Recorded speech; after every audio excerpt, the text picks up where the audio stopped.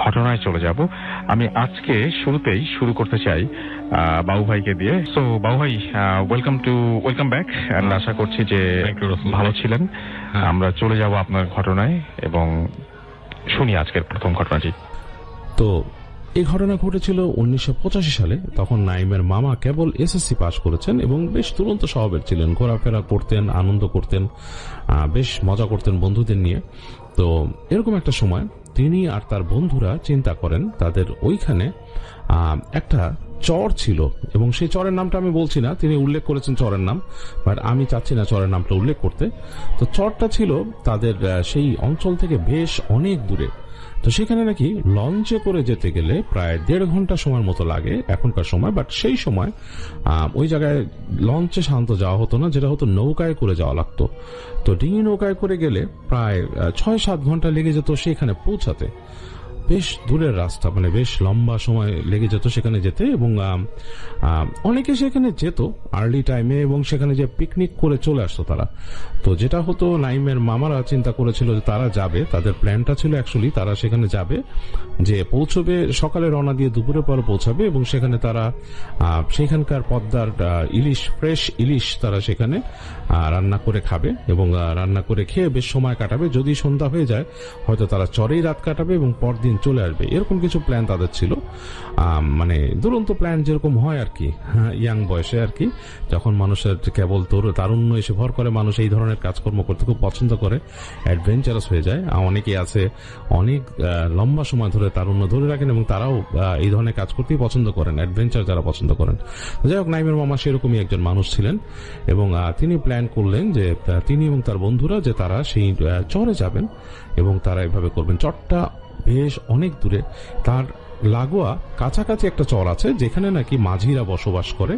But যেই চরে যারা যাচ্ছেন সেখানে বাজার ছাড়া মাঝিদের বসবাস কিন্তু তেমন একটা নেই, এই জিনিসটা তারা জানতেন। তো জানার পরও তারা সেখানে নৌকায় করে রওনা দেন। তো যাই হোক, বন্ধুরা তারা যাচ্ছে নৌকা করে। তো সেই চরের এক পাশে ছিল পদ্মা নদী আর তার অপর পাশে ছিল ডাকাতিয়া নদী। তো এরকম একটা চর বেশ বিস্তীর্ণ এবং তিনি রওনা দেন তার বন্ধুদের নিয়ে এবং সেই নৌকা চলতে চলতে স্রোতের বিমুখে ছিল এবং বেশ লম্বা একটা সময় সেই নৌকা লেগে যায় সেখানে পৌঁছতে। প্রায় তাদের 8 থেকে 9 ঘন্টা সময় পরে তারা সেখানে যে পৌঁছয় এবং তখন অলরেডি দুপুর গড়িয়ে গেছে, প্রায় বিকেল হয়ে গেছে। তো তারা যেটা করে, সেখানকার বাজার থেকে মাছ সংগ্রহ করে, ইলিশ মাছ সংগ্রহ করে এবং তারা রান্না করার জোগাড় যন্ত্র করে। তো যখন তারা জোগাড় যন্ত্র করছেন তখন সেই বাজারের মানুষজন তাদের জিজ্ঞেস করে, আপনারা এই পড়তি বেলায় মাছ কিনে কি করবেন, আপনারা কি চলে যাবেন এখান থেকে? তো তারা বলে যে না, আমরা এখানে এখন রান্না বাড়া করে খাবো। তারা বলে, কি বলেন, এখানে সন্ধ্যার পরে আপনারা কি থাকবেন? সন্ধ্যার পর থাকেন না, চলে যান এখান থেকে। তো এইভাবে তাদেরকে বলে, আপনারা এখানে সন্ধ্যার পরে থাকেন না, চলে যান ভাই, এখানে কেউ থাকে না সন্ধ্যার পরে। তো তারা শুনে একটু ইতস্তত বোধ করে, তারা জিনিসটাকে আসলে খুব একটা মানে মূল্যায়ন করে না তাদের কথা। এবং তারা যখন ফিরে আসে এবং নৌকা থেকে তাদের সরঞ্জাম নামায়, নৌকা যা নিয়ে গিয়েছিল তারা কিছু কাঠ মানে জ্বালানি কাঠ, মানে কেরোসিনের চুলা ইত্যাদি ইত্যাদি কিছু জিনিস। তো নৌকার মাঝি বলে যে আপনারা কি চিন্তা করতেছেন, আপনারা কি এখানে এগুলো নামাইতেছেন কেন, এখন তো বিকাল হয়ে গেছে প্রায়। তো তারা বলে যে না, আমরা এখানে করবো, রান্না বাড়ি করবো, থাকবো, আপনিও থাকেন, আপনারা ভাড়া ডবল দিয়ে দিব। তো নৌকার মাঝি বলে, মাথা খারাপ, আমি এখানে থাকবো না, আপনারা কি করেন, আমি এখনই চলে যাবো, আমি ভাবছি আপনারা সন্ধ্যার মধ্যে ব্যাক করবেন এখান থেকে। তো তারা ওই নৌকার মাঝির সাথে তাদের মানে বেশ কথা কাটাকাটি হয়। এক পর্যায়ে তারা রাগ করে নৌকার মাঝিকে টাকা দিয়ে বলে, আচ্ছা তুমি চলে যাও।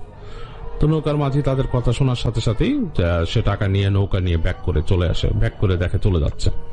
তো তারা তাদের জিনিসপত্র নামিয়ে চলে আসে চরের মধ্যে এবং চরের মধ্যে চলে এসে একটা জায়গায় তারা তখন পড়তি বেলা, প্রায় বিকেল হয়ে গেছে, তারা এক জায়গায় চুলা জ্বালায় এবং রান্না বাড়ি করে এবং তাদের সেই রান্না করে খুব মজা করে তারা নিজেরা রান্না করে এবং সেখানে খাওয়া দাওয়া করে এবং বেশ ভালো লাগছিল তাদের। নদীর শব্দ শুনতে পাচ্ছে, হ্যাঁ সন্ধ্যা নেমে আসছে, মানে দেখা যাচ্ছে যে আকাশে সূর্য মিলিয়ে যাচ্ছে, এরকম অবস্থা। এর মাঝে তারা হালকা খেয়াল করে যে তাদের ওই বাজারের যে ঝাপটা আস্তে আস্তে বন্ধ হয়ে যাচ্ছে, পুরো বাজারের আলোগুলো নিভে গেল। মানে এখানে যে বিকাল হয়ে গেলেই কিছু জায়গায় আলো জ্বালিয়ে দিয়েছিল তারা, হালকা অন্ধকার হয়ে যায়, দেখা গেল যে সেই আলোগুলো তারা নিভিয়ে ফেললো এবং তারা সব ঝাপ মানে গুছিয়ে কিছু নৌকা চলে যাচ্ছে বাজার ওখান থেকে। তো তারা মনে করে যে বাজারে যেহেতু সবাই চলে যাচ্ছে, হয়তো কিছু মানুষ থাকতেও পারে সেখানে, এরকম একটা ধারণা তারা করে। বাট দেখে যে অনেক মানুষ চলে গেছে সেখান থেকে। এবং আরেকটা জিনিস তারা খেয়াল করে, এখানে বাড়ি ঘর দেখে নেই তারা কোনো, যে এখানে বাড়ি ঘর যে আছে সেরকম কিছু না, মূল হচ্ছে একটা বাজার।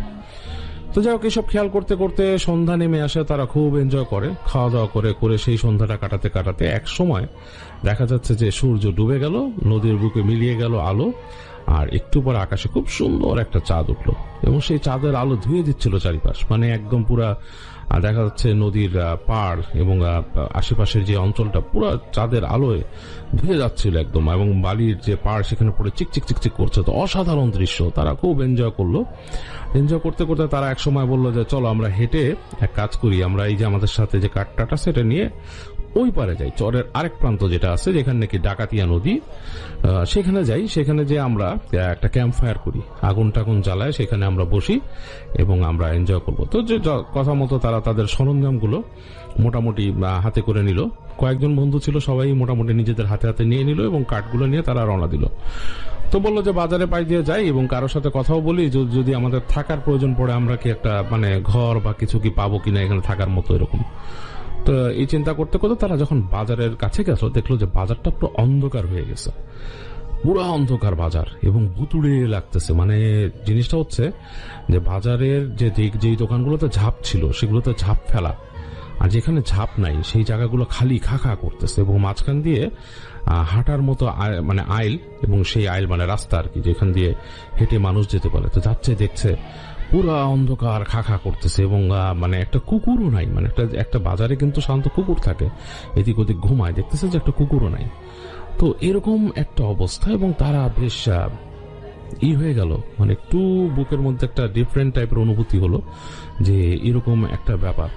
তো হেঁটে হেঁটে যেই আইল দিয়ে তারা যাচ্ছিল, হেঁটে হেঁটে সেই আইল দিয়ে বের হয়ে তারা নদীর পাড় ধরলো। আবার নদীর পাড় ধরে হাঁটছে। তো নদীর পাড় দিয়ে যখন হাঁটছে তখন তাদের বেশ ভালোই লাগছে, কারণ নদীর কুলকুল শব্দ আসছে, এদিকে চাঁদের আলো, আবার দেখছে যে চাঁদের আলোর উপর দিয়ে মেঘ যাচ্ছে, মানে বেশ সুন্দর একটা দৃশ্য। মানে তারা খুব এনজয় করতেছিল।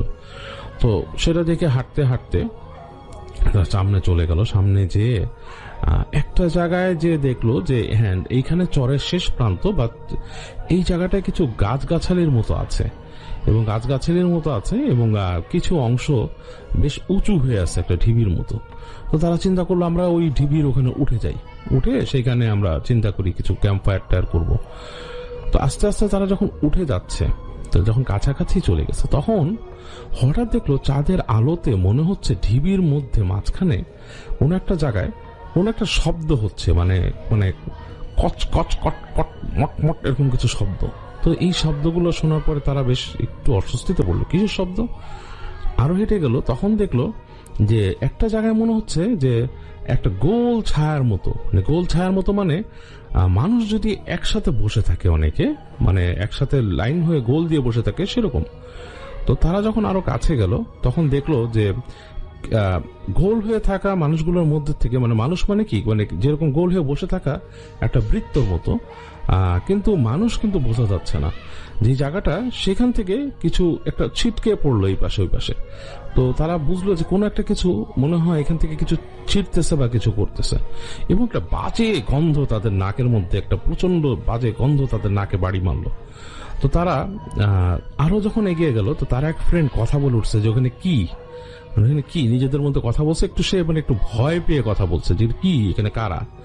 এটা যখন বলছে তখন দেখে যে হঠাৎ করে মনে হলো একটা ছন্দপতন ঘটলো, যে এই যে গোল যে একটা চক্র হয়ে বসে থাকা মানুষের মতো যে লাগতেছিল, সেটা ছন্দপতন ঘটলো। মনে হলো মানে ওই যে মানুষ বা যারা ছিল তারা নোটিস করছে তাদেরকে। তো ওরা তখন কিন্তু মানুষ, চাঁদের আলোটা যখন পড়লো ওই সেই গোল বৃত্তের উপর মানুষের যে মানে বসে থাকার যে মানুষগুলোর উপরে, তখন তারা খেয়াল করলো আসলে এখানে মানবীয় শরীর না কিছু, মানে আলো যে পড়ছে, চাঁদের আলো যে পড়ছে, এটাতে মনে হচ্ছে যে ট্রান্সপারেন্ট কিছুর মধ্যে যদি ঘন কালো থাকে, লাইক এক গ্লাস পানির মধ্যে যদি কালি ঢেলে দেওয়া হয়, যেরকম একটা কালার ফর্ম করে, মানে একটা পানির মধ্যে যদি কালি ঢেলে দেওয়া হয় সেরকম, মানে জিনিসটা ট্রান্সপারেন্ট বা বোঝা হচ্ছে এখানে কিছু আছে। তো সেরকম মানুষের মতো অনেকগুলা, কিন্তু তারা ট্রান্সপারেন্ট টাইপের, এবং কেমন একটা বোটকা গন্ধ তাদের দিক থেকে ছিটকে আসলো এদিকে, মানে তাদের নাকে লাগলো, এবং একটা তারা কেমন হু শব্দ পেল ওখান থেকে, এবং এই শব্দে তারা কিন্তু প্রচন্ড ভয় পেয়ে গেল। তারা যে বন্ধুরা ছিল প্রচন্ড ভয় পেয়ে গেল। তাদের মধ্যে এক বন্ধু খামচে ধরলো তাদেরকে এবং দাঁড়ায় গেল। দাঁড়ায় থেকে হঠাৎ তারা দেখলো যে সেই যে ফিগারগুলা সেগুলোর মধ্যে সেগুলো মনে হলো যে উঁচু হয়ে দাঁড়ালো, মানে মাটি থেকে উঠে গেল উপরে, এবং এটা দেখে তারা দৌড় লাগালো সেখান থেকে। আর এক সেকেন্ডও সেখানে থাকতে পারলো না, কিন্তু তারা কিছু একটা খাচ্ছিল এবং সেখান থেকে বোটকা গন্ধ আসতেছিল, এবং তারা ঝেড়ে দৌড় দিল সব বন্ধুরাই, মানে একজন পড়িমড়ি করে, এবং দৌড়াচ্ছে তাদের এখনো হুঁশ নাই। এবার তারা আর নদীর পাড় ধরে না, তারা চোখ যেদিকে যাচ্ছে একদিকে তারা তাকায় দেখলো যে দূরে বাজারের ইটা দেখা যাচ্ছে, যে বাজার বোঝা যাচ্ছে যে অন্ধকার একটা, বাজারটাকে মনে হচ্ছে যে একটা অন্ধকার পাহাড়ের মতো, কারণ মানে বাজারের দোকানগুলা দূর থেকে ওরকমই লাগতেছিল। তো ওইদিকেই দৌড়াচ্ছে তারা, দৌড়াতে তারা বাজারের মধ্যে ঢুকে গেল, মানে ঢুকলো যে মানে হুড়মুড় করে ঢুকছে, এবং তারা চিৎকার করা শুরু করলো সেখানে যে বাঁচাও বাঁচাও বাঁচাও, আমাদের বাঁচাও বাঁচাও, কে আসো বাঁচাও। তো এগুলো বলতে বলতে তারা কি করতেছিল যে যেসব দোকানে ঝাঁপ লাগানো ছিল সেগুলোর মধ্যে তারা পিটাচ্ছিল, মানে একদম ধুপধুপ করে পিটাচ্ছিল, আর বলতেছিল যে দরজা খুলেন আমাদেরকে বাঁচান, দরজা খুলেন আমাদেরকে বাঁচান, এরকম চিৎকার করতেছে, প্রচন্ড ভয় পাচ্ছে। এবং তারা তখন দেখলো যে মানে কেউ নাই, মানে বুঝতে পারলো আসলে ঝাঁপ ফেলা দোকানগুলো একদম শূন্য, সেখানে কোনো মানুষ নাই। তো প্রচন্ড রকমের ভয় পেয়েছে তারা, তাদের আসলে আত্মা উড়ে যাচ্ছে, এবং তারা তখন মানে এক নাগাড়ে দৌড়াচ্ছে আর প্রত্যেকটা দরজার দোকানের ঝাঁপ পিটাচ্ছে এবং দৌড়ায় যাচ্ছে। তো আর দেখতেছে যে কেউ হঠাৎ করে খেয়াল করছে যে তাদের পিছনে কিন্তু কেউ আর আসতেছে না, কিন্তু বোটকা একটা গন্ধ মানে তাদেরকে ধেয়ে আসতেছে, মনে হচ্ছে বোটকা একটা গন্ধ তাদের কাছে চলে আসতেছে।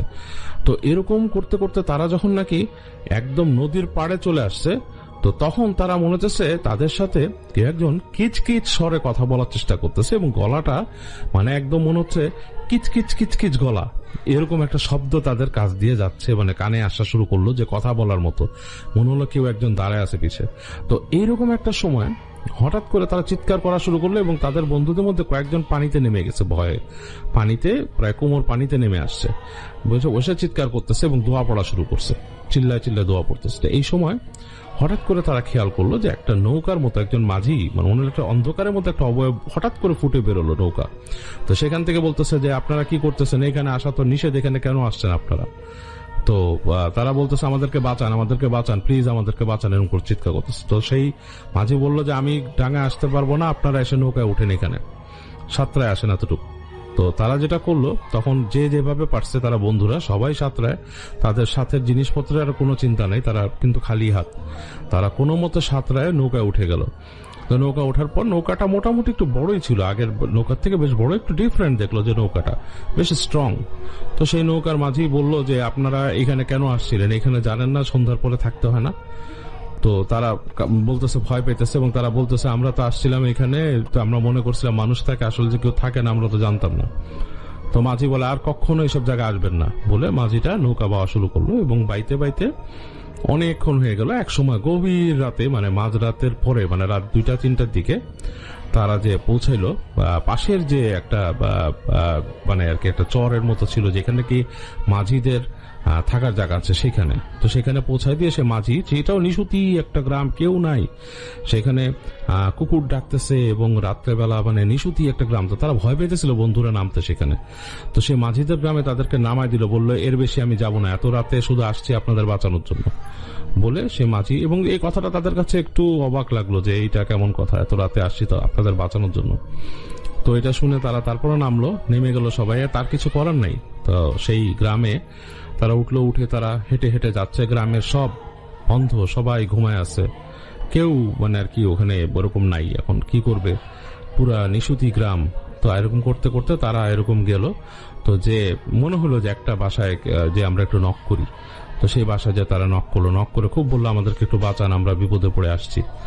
তো সেই বাসার মানুষটা দেখলো বাসায় মানুষ উঠছে, পাতি জ্বালাইছে ভিতরে, এবং তারা বেরিয়েছে, বলছে কে, তারা অনেক সন্দেহ করতেছিল যে কে। তারপর তারা অনেক বলে যে আমাদের একটু বাঁচান, আমরা বিপদে পড়ে এখানে আসছি। তো যাই হোক, সে মাঝি বের হয়ে লাঠি হাতে বের হয়, সে কি ব্যাপার। তো বলে যে আমরা এরকম আসছিলাম, এরকম চরের মধ্যে আটকা পড়ছিলাম রাতে বিপদে। তো মাঝি অনেক সন্দেহ চোখে তাদের দিকে তাকায়, তারপরও কি মনে করে সে তার পাশে একটা ঘর ছিল, সে ঘরটা খুলে দেয়। তো যাই হোক, সেই রাতটা তারা কোনো মতো এখানে পার করে। সকাল হওয়ার পরে তাদের সাথে সে মাঝি দেখা করে, কি বিষয় আশয় কি, তখন তারা বলে, তো বলছে হ্যাঁ আমি শুনছি যে এখানে কিছু মানুষ, কিছু মানে বোকা ছেলে পেলে এগুলা এসে ওই চরে উঠছিল এখানে, এটা শুনছি। তো সেখানকার স্থানীয় ইমাম সাহেবের সাথে তারা দেখা করে। তো ইমাম সাহেব তাদেরকে বলে যে ওই চরে তো কেউ থাকে না, মাঝিরা সব জেলেরা যারাই যায়, দোকানিরা, জেলেরা, বাজারের লোক সবাই ধরেন এই চর থেকে যারা যায় ওখানে কেউ থাকে না, আপনারা কেন যে থাকছেন? আর যেই মাঝির কথা বললেন রাত্রে, এত রাত্রে কোনো মাঝি এসে কাউকে সাহায্য করে না, তবে সম্ভবত আপনাদের কোনো ভালো জিন এখানে আছে, সে আপনাদেরকে সাহায্য করছে, এখানে পৌঁছাই দিছে।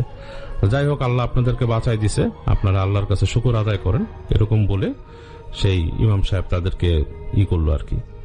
তো এটার পরে তারা আস্তে ধীরে আপনার নিজেরা তারপরে বুঝলো যে এই ধরনের জায়গায় তাদের আসা উচিত হয় নাই, এবং তারা আস্তে ধীরে পরের দিন তাদের এলাকায় ফিরে গেল, এবং অনেক কষ্ট করে ফিরে গেছিল, কারণ তাদের সাথে টাকা পয়সা তেমন কিছুই ছিল না আর তখন।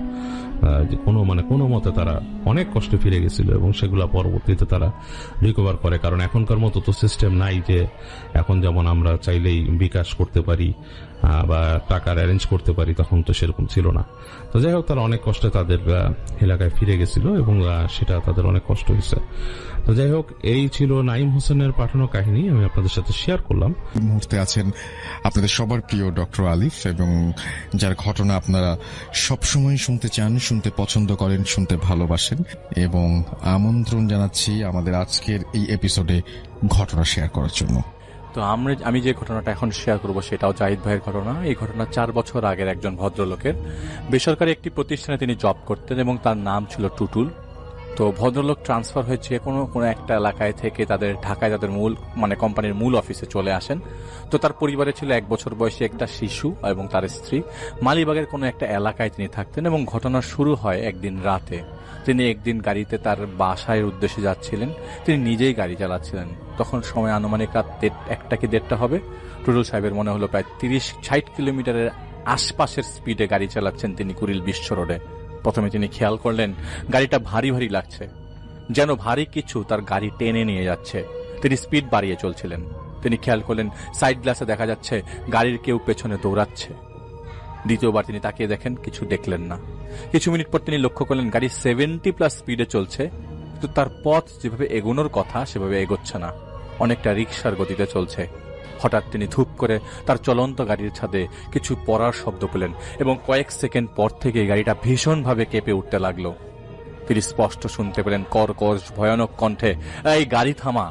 তিনি গাড়ি ব্রেক করতে যেয়ে দেখলেন গাড়িটা ব্রেক নিচ্ছে না, এবং গাড়িটা অসম্ভবভাবে কাঁপছে। পুরো গাড়ির চারিপাশে যদি হাত দিয়ে বাড়ি দিলে যেমন শব্দ হয়, ঠিক সেরকম শব্দ হতে লাগলো, এবং গাড়িটার ছাদে কোনো কিছু দিয়ে আঘাত করার শব্দ হতে লাগলো। তিনি শব্দ করে দোয়া দুরুদ পড়তে লাগলেন, এবং কিছুক্ষণ এভাবে চলার পর তার গাড়িটা থেমে যায় এবং গাড়ির ভেতরে ধোঁয়া বেরোতে শুরু করে। তিনি গাড়ির দরজা খুলতে যেয়ে দেখলেন দরজার লক কোনোভাবেই খোলা যাচ্ছে না, এবং খোলার না কারণে ধোঁয়ার পরিমাণ বেশি হওয়াতে তিনি দরজা জানালা ভেঙে বেরিয়ে আসেন। তিনি বের হওয়ার পর নিজ কানে শুনতে পান একটা ভয়ঙ্কর ধরনের হাসি বাতাসে ভেসে আসছে। তিনি দেখতে পেলেন রাস্তার অন্যদিকে গাছের ছায়া অন্ধকারে কেউ একজন দাঁড়িয়ে আছে। অন্ধকারে দেখা না গেলেও তিনি বুঝতে পারলেন সেই অন্ধকারে দাঁড়িয়ে যে ছিল সে হাসছিল, এবং হুবহু তার মতোই দেখতে। তিনি গাড়িটার কাছে যেয়ে দেখেন কোনো ধোঁয়া নেই, কিছুই নেই, গাড়ি একদম ঠিক। সে সময় তার স্ত্রী তাকে ফোন দেয়। উপরে তার স্ত্রী ঠিক মতো কথা বলতে পারছিল না। উনি শুনতে পাচ্ছিলেন তার স্ত্রী কাশছিলেন, এমন কাঁদছিলেন, এমন অবস্থা যেন কাশিটা জোর করে করানো হচ্ছে তাকে। তিনি আল্লাহর নাম নিয়ে আবারও গাড়ি চালানো শুরু করেন, এবং একসময় বাসায় পৌঁছে যান। যে দেখতে পান তার স্ত্রী তার সন্তানকে জড়িয়ে ধরে বাড়িওয়ালার ঘরে বসে আছেন, একদম ভীত সন্ত্রস্ত অবস্থায়। তাকে শান্ত করার পর জিজ্ঞেস করা হয় কি হয়েছে। তখন তার স্ত্রী বলে, তখন একটা 20-এর মতো হবে সময়, গেটে টোকা পড়ে। উনি যে কাউকে দেখতে পায় না। তারপর আরেকটা টোকা পড়ে। এবার শব্দটা আসে কিচেনের গেট থেকে। তিনি সেখানে যে দাঁড়ানোর পর শব্দটা আসে তার চোখের সামনে বাথরুমের দরজা থেকে, এবং দরজাটা ধীরে ধীরে খুলছিল। ধীরে ধীরে দরজা খোলার যে শব্দটা কবজায় হয় তেমন শব্দ হলো। উনি ভয় পেয়ে গেলেন, এবং তখনই বাথরুম থেকে খুবই কালো একটা ছায়া এসে ওনার গলা চেপে ধরে। উনি দেখতে পাচ্ছিলেন সেই ছায়াটা হুবহু ওনার মতো দেখতে। সেই ছায়াটা তাকে নিচে ছুঁড়ে ফেলে দেয়। এবং তার ঘরে যে ঘরে বাচ্চাটা ঘুমোচ্ছিল সেই ঘরের দিকে ছায়াটা ছুটে যায় এবং উনি শুনতে পান তার বাচ্চা কেঁদে উঠেছে। তিনি ভয়ে দ্রুত সেই ঘরে যান এবং দেখতে পান তার মতো করে একজন দেখতে আরেকজনের কোলে তার সন্তান। সেই ছায়াটা কত বড়, কত বীভৎস, জিভ বের করে তার বাচ্চাটার শরীর চাচ্ছে। এমন হঠাৎ করেই যেন তার মাড়িটা খুলে যে খুব বড় রকমের মুখে পরিণত হয়। সেই ছায়াটা তার দিকে তাকিয়ে থাকতে থাকতে তার বাচ্চাটার মাথাটা তার মুখে ঢুকিয়ে ফেলে। তা দেখে তিনি চিৎকারে দৌড়ে সেখানে যায়, সেই ছায়ার মুখ থেকে তার বাচ্চাকে প্রাণপণে টেনে বের করে সেই ঘর থেকে ছুটে বেরিয়ে যান। বাড়িওয়ালার দরজায় এসে পড়ে যান তিনি। পরে বাড়িওয়ালা তাকে উদ্ধার করে নিয়ে তার ঘরে যেয়ে বসান। সেই ছায়ামূর্তিটার 4টা কামড়ের দাগও তার সন্তানের মাথার পেছনে পাওয়া যায়। এই সব কিছু শুনে টুটুল সাহেব ভয় পেয়ে যান, কেননা তার সাথেও একটা ঘটনা ঘটেছে। কিন্তু তিনি সেই কথা তাদেরকে বলেননি, বললে তারা ভয় পেয়ে যেতে পারেন। সেই রাতে সেই বাসায় তার স্ত্রী থাকতে না চাওয়ায় সেখানে না রেখে টুটুল সাহেব তার ভাইয়ের বাড়িতে নিয়ে যায় পুরা পরিবার। তিনি সেদিন একজন হুজুরের কাছে যান, দেরি না করে সমস্ত কথা বলেন। হুজুর বলেন, যেহেতু রাতে ওই বিশ্ব রোড দিয়ে গেছেন, এলাকাটা তো ভালো না, তাই হয়তো পিচাস না হলে বদজিন তার ক্ষতি করতে চেয়েছিল, পারে নাই দেখে আপনি বাসায় এসে ভয় দেখাইছে। তাই সেই হুজুরকে একটা তাবিজ দিয়ে বলে, কিছুদিনের জন্য নেন, এটা কিছু নিয়ম পালন করতে হবে, এগুলি পালন করেন। এরপর বেশ কিছুদিন আর সমস্যা হয়নি। কিন্তু তারা এরপর থেকে প্রতিদিন স্বপ্ন দেখতে লাগলেন। তারা দুজনই একই রকম স্বপ্ন দেখতে লাগলেন। কখনো দেখছিলেন তারা ময়লা খাচ্ছেন, কখনো দেখতেন তারা নিজেরাই তার শিশুর মাথা কেটে নিয়ে হাতে নিয়ে বসে আছে। অনেক বিভৎস স্বপ্ন দেখতেন। এর মধ্যে টুটুল সাহেব তার পারিবারিক এক অনুষ্ঠানের কারণে স্ত্রীকে এবং সন্তানকে গ্রামের বাড়িতে দিয়ে আবার ঢাকায় ফেরত আসেন, কারণ তার যেহেতু কাজ আছে তাই তিনি গ্রামের বাড়িতে থাকতে পারছিলেন না। সেদিন রাতে তিনি ঘুমিয়েছিলেন, মাঝরাতে তার ঘুম ভেঙে যায়। তিনি উঠে দেখতে পান তার সমস্ত বিছানা পানিতে ভেজা। তিনি আলো জ্বালিয়ে বিছানা থেকে নেমে দেখতে পান সেই ঘরের মেঝেও পানি। তিনি শুনতে পেলেন তার বিছানায় শব্দ হচ্ছে। পেছনে ঘুরে তিনি তাকিয়ে দেখেন তার বিছানায় তিনি শুয়ে আছেন। কি ব্যাপার? তার মতো আরেকজন মানুষ শুয়ে আছেন বিছানায়। তার বুকের উপর মোটা লম্বা চুলওয়ালা একটা মহিলা তার গলা চেপে ধরে আছে এবং তিনি সেখানে কাতরাচ্ছেন। সেই মহিলা তার দিকে তাকায়, তার খুব ভয়ঙ্কর ভাবে তাকায়। চুল দিয়ে তার মুখ ঢাকা ছিল। একটা হাসি দেয় সেই মহিলা। তা দেখে তিনি বেহুশ হয়ে যান ভয় পেয়ে। এরপর তার ঘুম ভেঙে গেলে তিনি নিজেকেই তার বিছানাতেই আবিষ্কার করেন। সবকিছু ঠিকই ছিল। রাতে তিনি যা দেখেছেন, বিছানা ভেজা, ফ্লোরে পানি, এখন কিছুই নেই, সবকিছু ঠিক। তিনি পরে বাড়িওয়ালাকে জিজ্ঞেস করেন, এই বাসায় কোনো সমস্যা আছে? এমনকি উনি আশেপাশে খোঁজ খবর নেন, কিন্তু সবাই তাকে বলে, না, বাসায় তো কোনো সমস্যা ছিল না। তিনি চিন্তা করলেন বাসা ছেড়ে অন্য বাসায় উঠবেন। তার একদিন পর রাতে তিনি ঘুমিয়েছিলেন। যেহেতু তার স্ত্রী গ্রামে গিয়েছিলেন পারিবারিক একটা অনুষ্ঠানে যোগ দিতে, তাই তিনি একাই ছিলেন। মাঝরাতে তার ঘুম ভেঙে যায় একটা মেয়ের কণ্ঠের ডাক শুনে, মণি ভাইয়া, মণি ভাইয়া। তিনি উঠে বসেন। তিনি আবারও শুনতে পান, মণি ভাইয়া, মণি ভাইয়া, আমাকে একটু বাসায় নিয়ে আয় না ভাইয়া, ভাইয়া এখানে একা খুব ভয় পাচ্ছি। ভাইয়া ভাইয়া বলে ডেকে যাচ্ছিল। এই কণ্ঠস্বর শুনে তিনি ঘাবড়ে যান। লাইট জ্বালাতে গিয়ে দেখেন লাইট জ্বলছে না। তার ঘরে দরজা খোলাই ছিল। তিনি আবছা অন্ধকারে দেখছিলেন মোটা দেহের একজন মানুষ ফ্লোরে 2 হাত দিয়ে নিজেকে টেনে হিঁচড়ে, মানে ওই যে যারা হাঁটতে পারে না, যারা অনেক ফকিরকে দেখা যায় যে টেনে হিঁচড়ে নিজেদেরকে নিয়ে আসে, ঠিক তেমনি টেনে হিঁচড়ে নিজেকে তার দিকে নিয়ে আসছিল। এমন মনে হলো যেন হচ্ছে হাঁটাচলা করতে পারে না। তিনি কি করবেন বুঝে পারছিলেন না। আর তখনই তিনি বুঝতে পারলেন ঘরের ফ্লোরে পানি চলে এসেছে এবং দ্রুতই পানির পরিমাণ বেড়ে যাচ্ছে। তিনি বুঝতে পারছিলেন না তিনি জেগে আছেন নাকি ঘুমিয়ে স্বপ্ন দেখছেন। তিনি দেখলেন সেই মোটা মানুষটা ধীরে ধীরে সেই ঘরের ভেতরে পানিতে তলিয়ে যাচ্ছে এবং এক হাত দিয়ে সাহায্য চাইছিল, বলছিল, মণি ভাইয়া আমাকে বাঁচাও, আমি ডুবে যাচ্ছি। আর ঠিক তখন তিনি ঘর থেকে বের হওয়ার চেষ্টা করতে গেলেন, কিন্তু পিছন থেকে অদ্ভুত কালো গোল চেহারার একটা কিছু তাকে জড়িয়ে ধরে। তিনি ফ্লোরে পড়ে যান এবং সেই গোল চেহারার কালো প্রাণীটা তার বুকের উপর উঠে পড়ে এবং তার গলা চেপে ধরে। সেই প্রাণীটা বড় জিভ বের করে টুটুল সাহেবের চেহারার সামনে সাপের ন্যায় ফোঁস করতে লাগে। এভাবে কিছুক্ষণ চলার পর তিনি জ্ঞান হারিয়ে ফেলেন। তো সকালের আলোতে তার জ্ঞান ফেরে এবং তার বাবাকে তিনি ফোন দেন এবং বলেন, বাবা, যা যা হয়েছে তিনি সবকিছু তার বাবাকে বলেন। তিনি বললেন, আব্বা, আমি যা মিনিকে দেখেছি বারবার, মিনি ঠিক আছে কিনা দেখেন তো একটু। মূলত তিনি যাকে দেখেছেন রাতে হামাগুড়ি দিয়ে তাকে ভাইয়া ভাইয়া বলে ডাকতে, সেটা তার ছোট বোন মিনি, যার বিয়ে ঠিক হয়েছে এবং সেই বিয়ের প্রস্তুতির অংশ হিসেবেই তার স্ত্রীকে তিনি বাড়িতে দিয়ে এসেছিলেন। এই টুটুল সাহেবও নিজেও কিছুদিন পর যাবেন বিয়েতে। তার কথা শুনে তার বাবা তাকে ফিরে আসতে বলেন। তো টুটুল সাহেব তার বাবার কথা শুনে তাদের গ্রামের ইমামকে, টুটুল সাহেবের সাথে হয়ে যাওয়া ঘটনাগুলো তার বাবা তাদের গ্রামের ইমামকে বলেন। ইমাম বলেন, আপনার তো জমি জমা নিয়ে ঝামেলা আছে, মেয়ে বিয়ে দিচ্ছেন, ওরা কি কোনো কুফরি কারাম করলো কিনা, আপনি আমার ওস্তাদের কাছে যান, ওনার কাছে জিন আছে, উনি আপনাকে সঠিক খবর দিতে পারবেন। এদিকে টুটুল সাহেব গ্রামের বাড়ি ফিরে আসেন। বিয়ের প্রায় 4 দিন তখনও বাকি। টুটুল সাহেবের বাবা খুলনায় যান তার গ্রামের ইমামের ওস্তাদের কাছে ঘটনা বলার জন্য। সব শুনে সে ওস্তাদ বলেন, আসর বসাবো, জিন আসবে, তাকে জিজ্ঞেস করে জানতে হবে। সেদিন সন্ধ্যার পর সেই ওস্তাদ জিন হাজির করতে জানতে চান কি সমস্যা হয়েছে, ওনাদের একটু দেখাও আর সলিউশন দাও। সেই জিন কিছুক্ষণ পরে ফিরে আসবে বলে চলে যায়। এসে সে বলতে শুরু করে, টুটুলের উপর ঘোর বিপদ আসন্ন, জানের ক্ষতি হবে, মালের ক্ষতি হবে, হয়তো হয়েই গেছে। টুটুলরা জানতে চান কি ক্ষতি আর কে করতে চাইছে সেই ক্ষতি। সেই জিন বলে, জমি দখল নিয়ে তোমরা ঝগড়া করেছিলা, ওরাই করেছে। তোমার পরিবারকে শেষ করে দিতে পিশাচিনী ডেকে নিয়ে এসেছে। তোমার এই ছেলে, তার শিশু আর তোমার মায়ের উপর তার নজর। দিন পর অমাবস্যার তিথি আসবে, সেদিন তার পূর্ণ শক্তি লাভ করবে। তোমাদের জানের উপর বিপদ, তোমাদের জানের উপর দিয়ে তোমাদের এখন অবস্থা ভালো না, তোমাদের বিপদ আছে এবং আরো কিছু কথা সেই জিন বলে। পরে সেই জিনের কাছে সাহায্য চাইলে 16টা তাবিজ দেয়। টুটুলদের পরিবারদের নাতি নাতনি মিলিয়ে এই 16 জনকে 16টা তাবিজ দেওয়া হয়। বলে দেয় কোনোভাবে যেন এই তাবিজ যেন না সরে এবং না খোলা হয়। যদি তাবিজ একবারের জন্য সরে যায় তবে ওই পিশাচিনী তাকে ক্ষতি করে ফেলবে, যার তাবিজের শরীরে থাকবে না। তো তারা সেখান থেকে ফিরে আসেন সবাইকে কিছু না বলে, শুধু তাবিজ দিয়ে বলে, এই তাবিজ একটা জায়গা থেকে আনা হয়েছে আমাদের ভালোর জন্য, তোমরা সবাই তাবিজ পরে রাখো, খোলা যাবে না, খুলে ফেললে তাবিজ আর কাজ করবে না। এটা বলে সবাইকে তারা তাবিজ পরিয়ে দেয়। এর মধ্যে প্রতিদিন টুটুল সাহেব স্বপ্ন দেখছিলেন। তিনি দেখতেন তার মতোই দেখতে একজন লোক পানির নিচে টেনে নিয়ে গেছে তাকে। তিনি ডুবছে না, তার কানের মধ্যে পানির যেভাবে শব্দ হয় পানির নিচে গেলে ঠিক সেরকম শব্দ আসছে। আর তাকালে তিনি ঘোলাটে পানি দেখতেন, চারপাশে বালুকণা পাতা চারপাশে ভেসে বেড়াচ্ছে, যেমনটা পুকুরে ডুব দিলে খালি চোখে দেখা যায় ঠিক তেমন দেখবে। তার মাথার তীব্র যন্ত্রণা হতে থাকে এবং তার নাক দিয়ে পানিতে ঢুকে গেলে যেমন হয় তেমন ফিল হতে থাকতো তার ঘুমের মধ্যে। আর তার কিছু মনে থাকতো না ঘুম থেকে ওঠার পর। তো বিয়ের দিন সকালবেলা তার বোনকে নিয়ে সবাই পুকুরে যায়, তাকে গোসল করাবে। গ্রাম বাংলার কিছু সংস্কৃত তো থাকেই। তো সব মহিলারা মিলে গোসল করছিলেন। হঠাৎ তারা টুটুলের ছোট বোনকে খুঁজে পাচ্ছিল না। টুটুল এবং তার বাবা ভয় পেয়ে যায়, অনেক খোঁজাখুঁজি করা হয়। তারা আতঙ্কিত হয়ে যায়, যেই ভয়টা মনে বারবার আসছিল তার কিছু হলো কিনা সেটা নিয়ে তারা খুব সন্দিহান হয়ে যায়।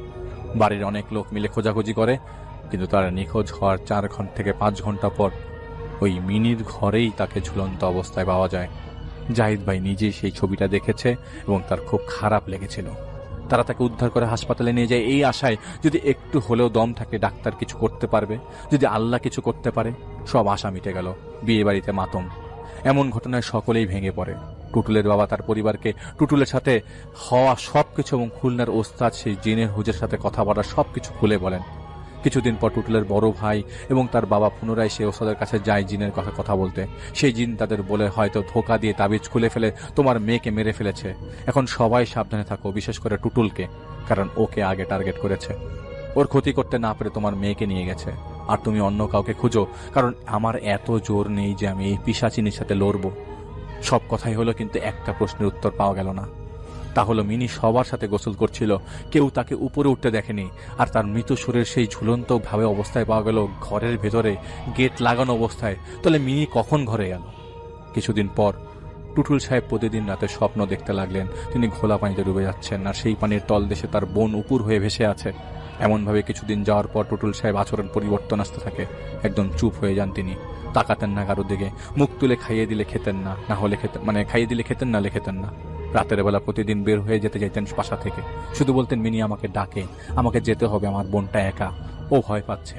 তার এই অবস্থা দেখে একজন হুজুর এনে ঝাড়ফুঁক করা হলে কিছুদিন ভালো থাকে। এরপর 6 মাস কেটে যায়। একদিন টুটুল সাহেবের স্ত্রী রাতে ঘুম থেকে উঠে দেখতে পান তার বিছানার পাশে মিনি দাঁড়িয়ে আছে।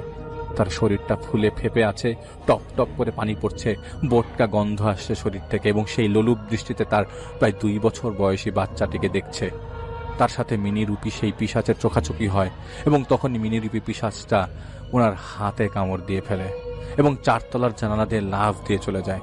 যন্ত্রণায় তিনি কেঁদে উঠলেন। টুটুল সাহেব ঘুম থেকে উঠে আলো জ্বালিয়ে দেখতে পান তার স্ত্রীর ডান হাত রক্তাক্ত এবং একটা আঙ্গুল ঝুলছে। দ্রুতই তাকে হাসপাতালে নেওয়া হয়। দেখা যায় যে ছোট আঙ্গুলটা আছে সেটা পুরাটাই ঝুলে গেছে। এবং রিং ফিঙ্গারটা অলমোস্ট অনেকটু কাটা। তার তার শ্বশুর টুটুলের বাবাকে রাতের ঘটনা বলেন, সেদিন তাকে কয়েকটা তাবিজ দেওয়া হয়। সেই ঘটনার পরে কয়েকদিন পর রাতে টুটুল সাহেবের ঘুম ভেঙে যায়। তিনি জেগে উঠে দেখতে পান মিনি তার মৃত সেই বোন জিভ বের করে তার বাচ্চা শরীরটাকে কুকুরের মতো জিভ বের করে চাটছে। আর তিনি জেগে উঠায় সেই পিশাচের সাথে তার চোখাচোখি হয়ে যায়। তিনি চিৎকার দিয়ে সেই পিশাচকে সরাতে যাবেন, সেই মুহূর্তে পিশাচটা তার শিশুকে হাতে কামড় দিয়ে ওখান থেকে ওই টুটুল সাহেবের উপর হামলা করে, তাকে কামড়াতে থাকে। টুটুল সাহেবের স্ত্রী ঘুম ভেঙে যায়। তিনি এসব কিছু দেখে অজ্ঞান হয়ে পড়েন। পিশাচটা তার সাথে ধস্তাধস্তির পর সেই পিশাচটা পালিয়ে যায় সেখান থেকে। পরে তিনি বাড়িওয়ালাদের সাহায্য নেন, বাচ্চাকে নিয়ে হাসপাতালে যান। বাচ্চার হাতে কুকুরের কামড়ের মতো দাগ পাওয়া যায়। পরে তিনি তার বাড়িওয়ালার সাথে, তাদের পরিবারের সাথে ঘটে যাওয়া ঘটনাগুলো শেয়ার করেন। বাড়িওয়ালার পরামর্শে তিনি ঢাকার বেশ কয়েকজন হুজুরের সাথে যোগাযোগ করেন। তদবির করলে বেশ কিছুদিন সমস্যা হয় না, এরপরে আবার সমস্যা শুরু হয়ে যায়। তার বাচ্চাকে একটা তাবিজ দেওয়া হয়, যার কারণে সেই পিশাচটা তার বাচ্চার কাছে আর আসতো না। কিন্তু 2-3 দিন পর পর মাঝরাতে তাদের দুজনের একসাথে ঘুম ভেঙে যেত। তারা জেগে থাকলে দেখতো তাদের ঘরের দরজার সামনে কখনো টুটুলের মতো দেখতে বা কখনো তার স্ত্রীর মতো দেখতে কেউ দাঁড়িয়ে বাচ্চাকে দেখছে মুখ হা করে। তারা দেখতো সেই হা করা মুখ দিয়ে লালা ঝরছে। তারা দোয়া পড়লে সেই পিশাচটা থুতু মেরে সেখান থেকে চলে যেত। অনেক রকমের কাণ্ড ঘটে যেত।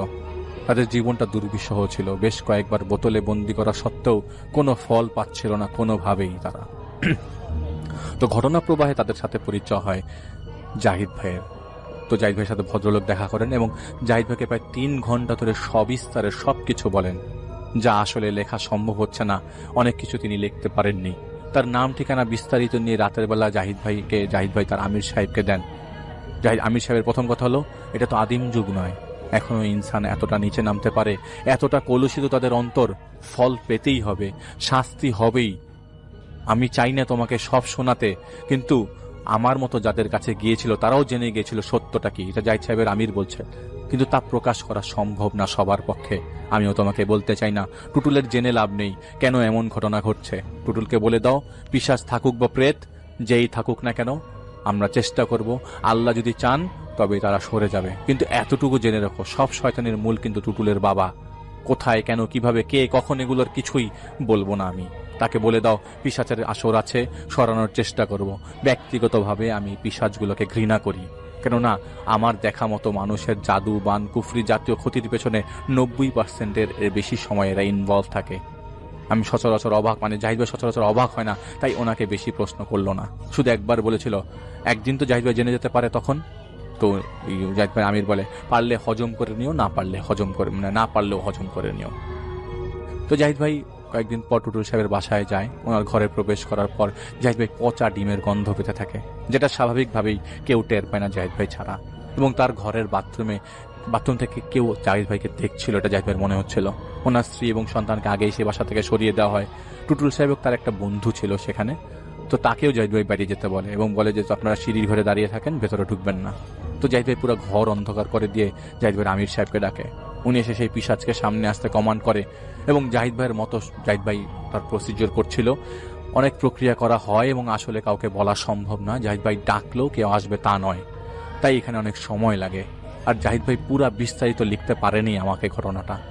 তো সেই পিশাচ আসে, ঘরের এক কোণে দাঁড়িয়ে থাকে, অন্ধকারে বোঝা যায় কেউ দাঁড়িয়ে থাকলে, যে কোণার মধ্যে কেউ দাঁড়িয়ে আছে, এটা আপনি যে কেউ আমরা বুঝতে পারি। মোটা একটা মেয়েলি শরীর, মনে হচ্ছে পানি ঝরছে টপ করে, হ্যাঁ হ্যাঁ হ্যাঁ করে ঘর ঘর করছে শুধু। তো জাহিদ ভাই একের পর এক যন্ত্রণা দিয়ে যাচ্ছিল। এখানে ব্র্যাকেটে জাহিদ ভাই একটা কথা লিখেছে, সেটা আমরা আপনাদেরকে বলতে পারছি না। তো আল্লাহর কালামের কাছে সব শয়তানকে মাথা নত হতে হবে যদি নিয়ত ঠিক থাকে। অনেক সময় অনেকের কোনো কিছুতেই কাজ হয় না, তার পেছনে দোষ হলো অন্তরের বিশ্বাস এবং জোর।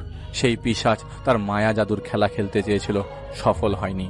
অবশেষে সে বিনা শর্তে চলে যেতে রাজি হয় এবং সে চলে যায়। প্রায় 4 ঘন্টা সময় লেগে যায় তাদেরকে সরাতে। যেহেতু সে পিশাচদের একটা গোষ্ঠীর সর্দার ছিল, তাই আরো 1 মাসের মতো সময় লেগে যায় অন্যান্য পিশাচদের সেইখান থেকে সরাতে। এরপর থেকে টুটুল সাহেবের আর কোনো সমস্যা, আর কোনো ধরনের সমস্যা হয়নি। এখানে মূলত টুটুল সাহেবের বাবা তাদের পারিবারিক শত্রুদের সাহায্য করতে চেয়েছিল, পিশাচ চালান করে, কিন্তু সেই গতি তার শত্রুদের না হয়ে তারই হয়ে যায়। মেয়েকে তো এই পিশাচরা প্রভাবিত করে আত্মহত্যায় প্ররোচিত করে, সেই সাথে তারা এই ছেলের বড় বিপদ ঘটানোর চেষ্টায় সেই পিশাচরা ছিল। বিশেষ করে টুটুল সাহেবের বাচ্চাটা অন্যান্য জিনরা যাদের কাছে তার সাহায্যের জন্য গিয়েছিল তারাও ব্যাপারটা জেনে গিয়েছিল, কিন্তু তারা জানতো তাদের এই কথা টুটুলের বাবা স্বীকার করবে না। স্বাভাবিকভাবেই আমরা মানে জাহিদ ভাইরা কেউই আমাদের আপনজনরা কেউই বিশ্বাস করতে চাইবে না এবং সবাই চিন্তা করবে আপনজনই ক্ষতি করতে পারে। ওকে, এটাই ছিল ঘটনা। করব আমরা সরাসরি চলে যাব আফনান ভাইয়ের কাছে এবং আফনান ভাইয়ের কাছ থেকে তার ঘটনা শুনবো।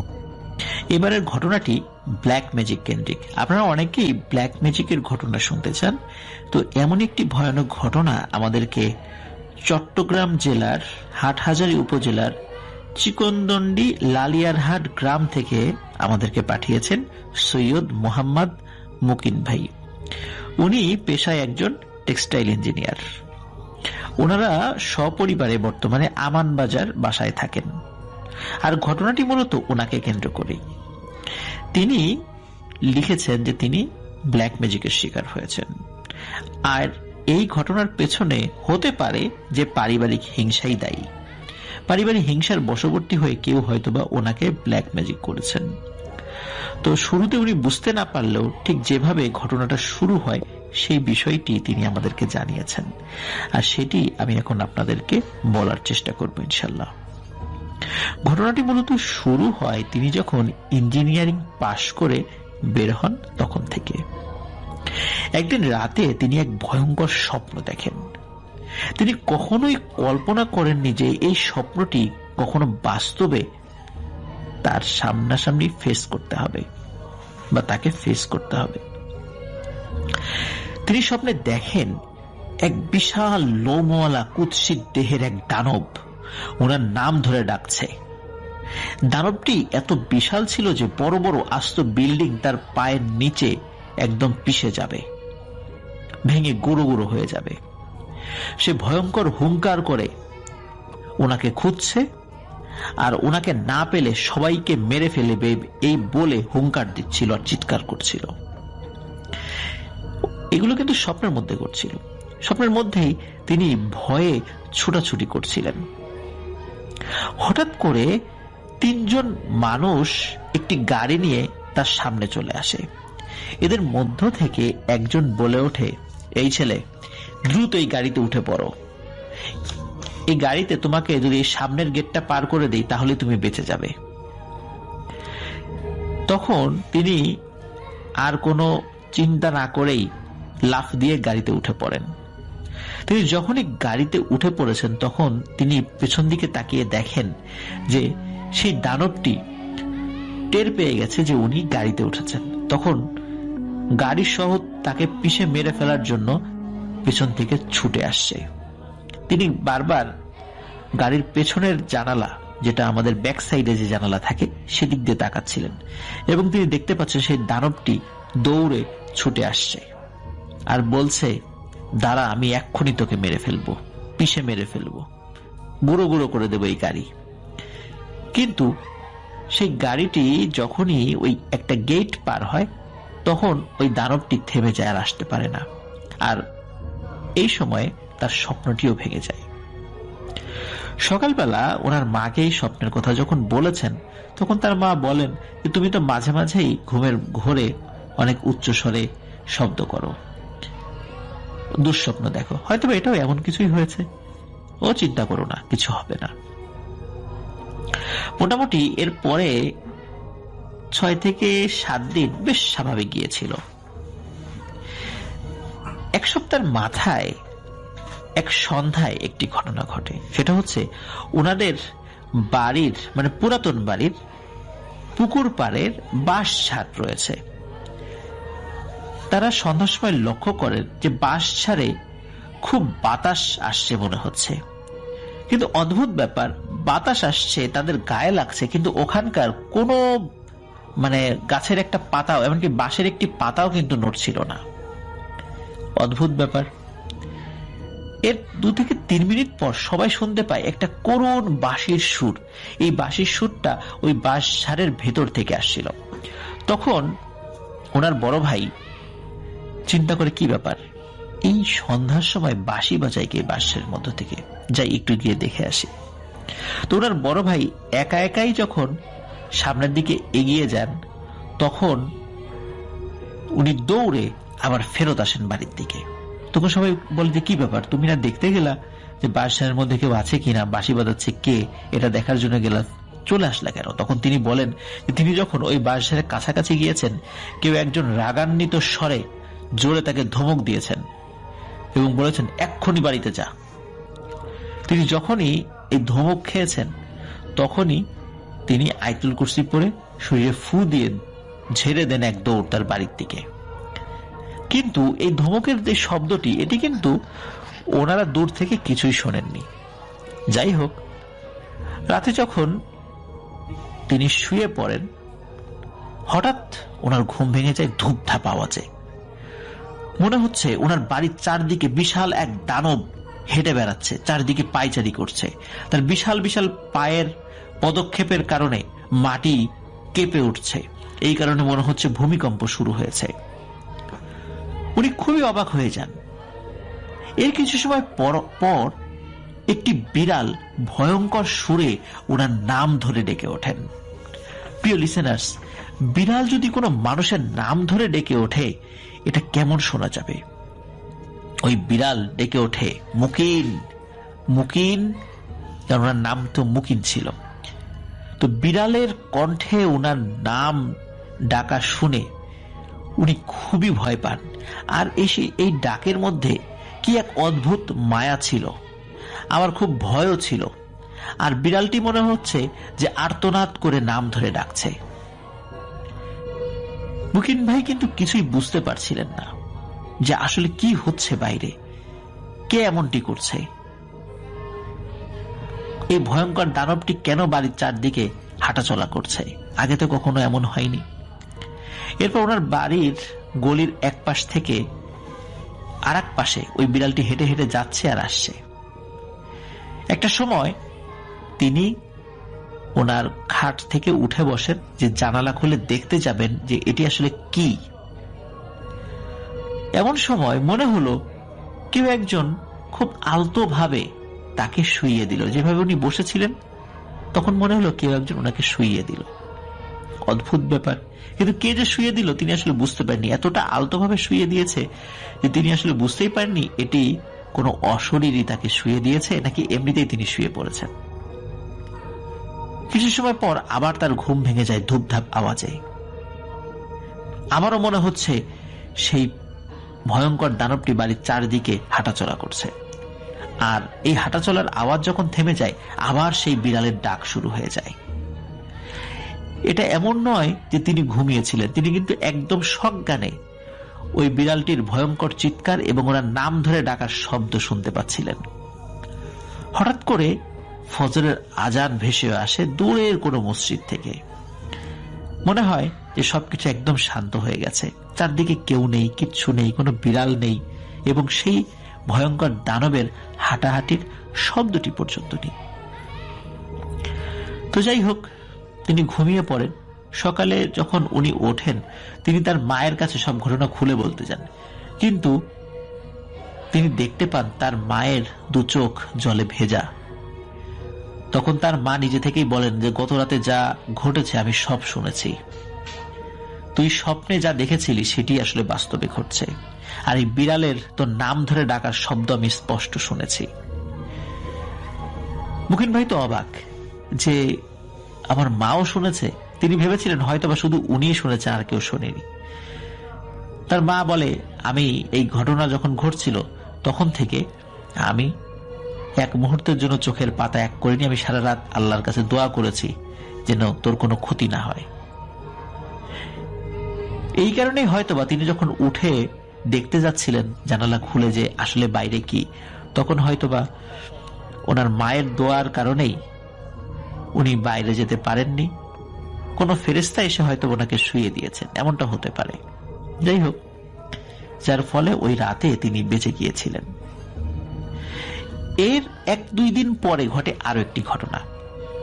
ওনার আম্মু ওনাকে এক হুজুরের কাছে পাঠান ডাব পরে আনতে, মানে ডাব ফুটো করে সে পানি পরে আনতে।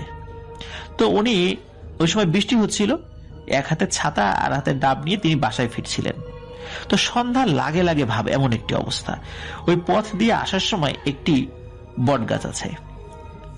তো উনি যখন হাঁটতে হাঁটতে সেই বট গাছের কাছে চলে এসেছেন, তিনি লক্ষ্য করেন যে ওনার হাতের বাম পাশে লম্বা চুলওয়ালা একটা অবয়ব, আবার হাতের ডান পাশে আরেকটি লম্বা চুলওয়ালা অবয়ব। এরা দুজন দুপাশ থেকে এগিয়ে এসে ওনার গায়ে চড়ে বসার উপক্রম হয়।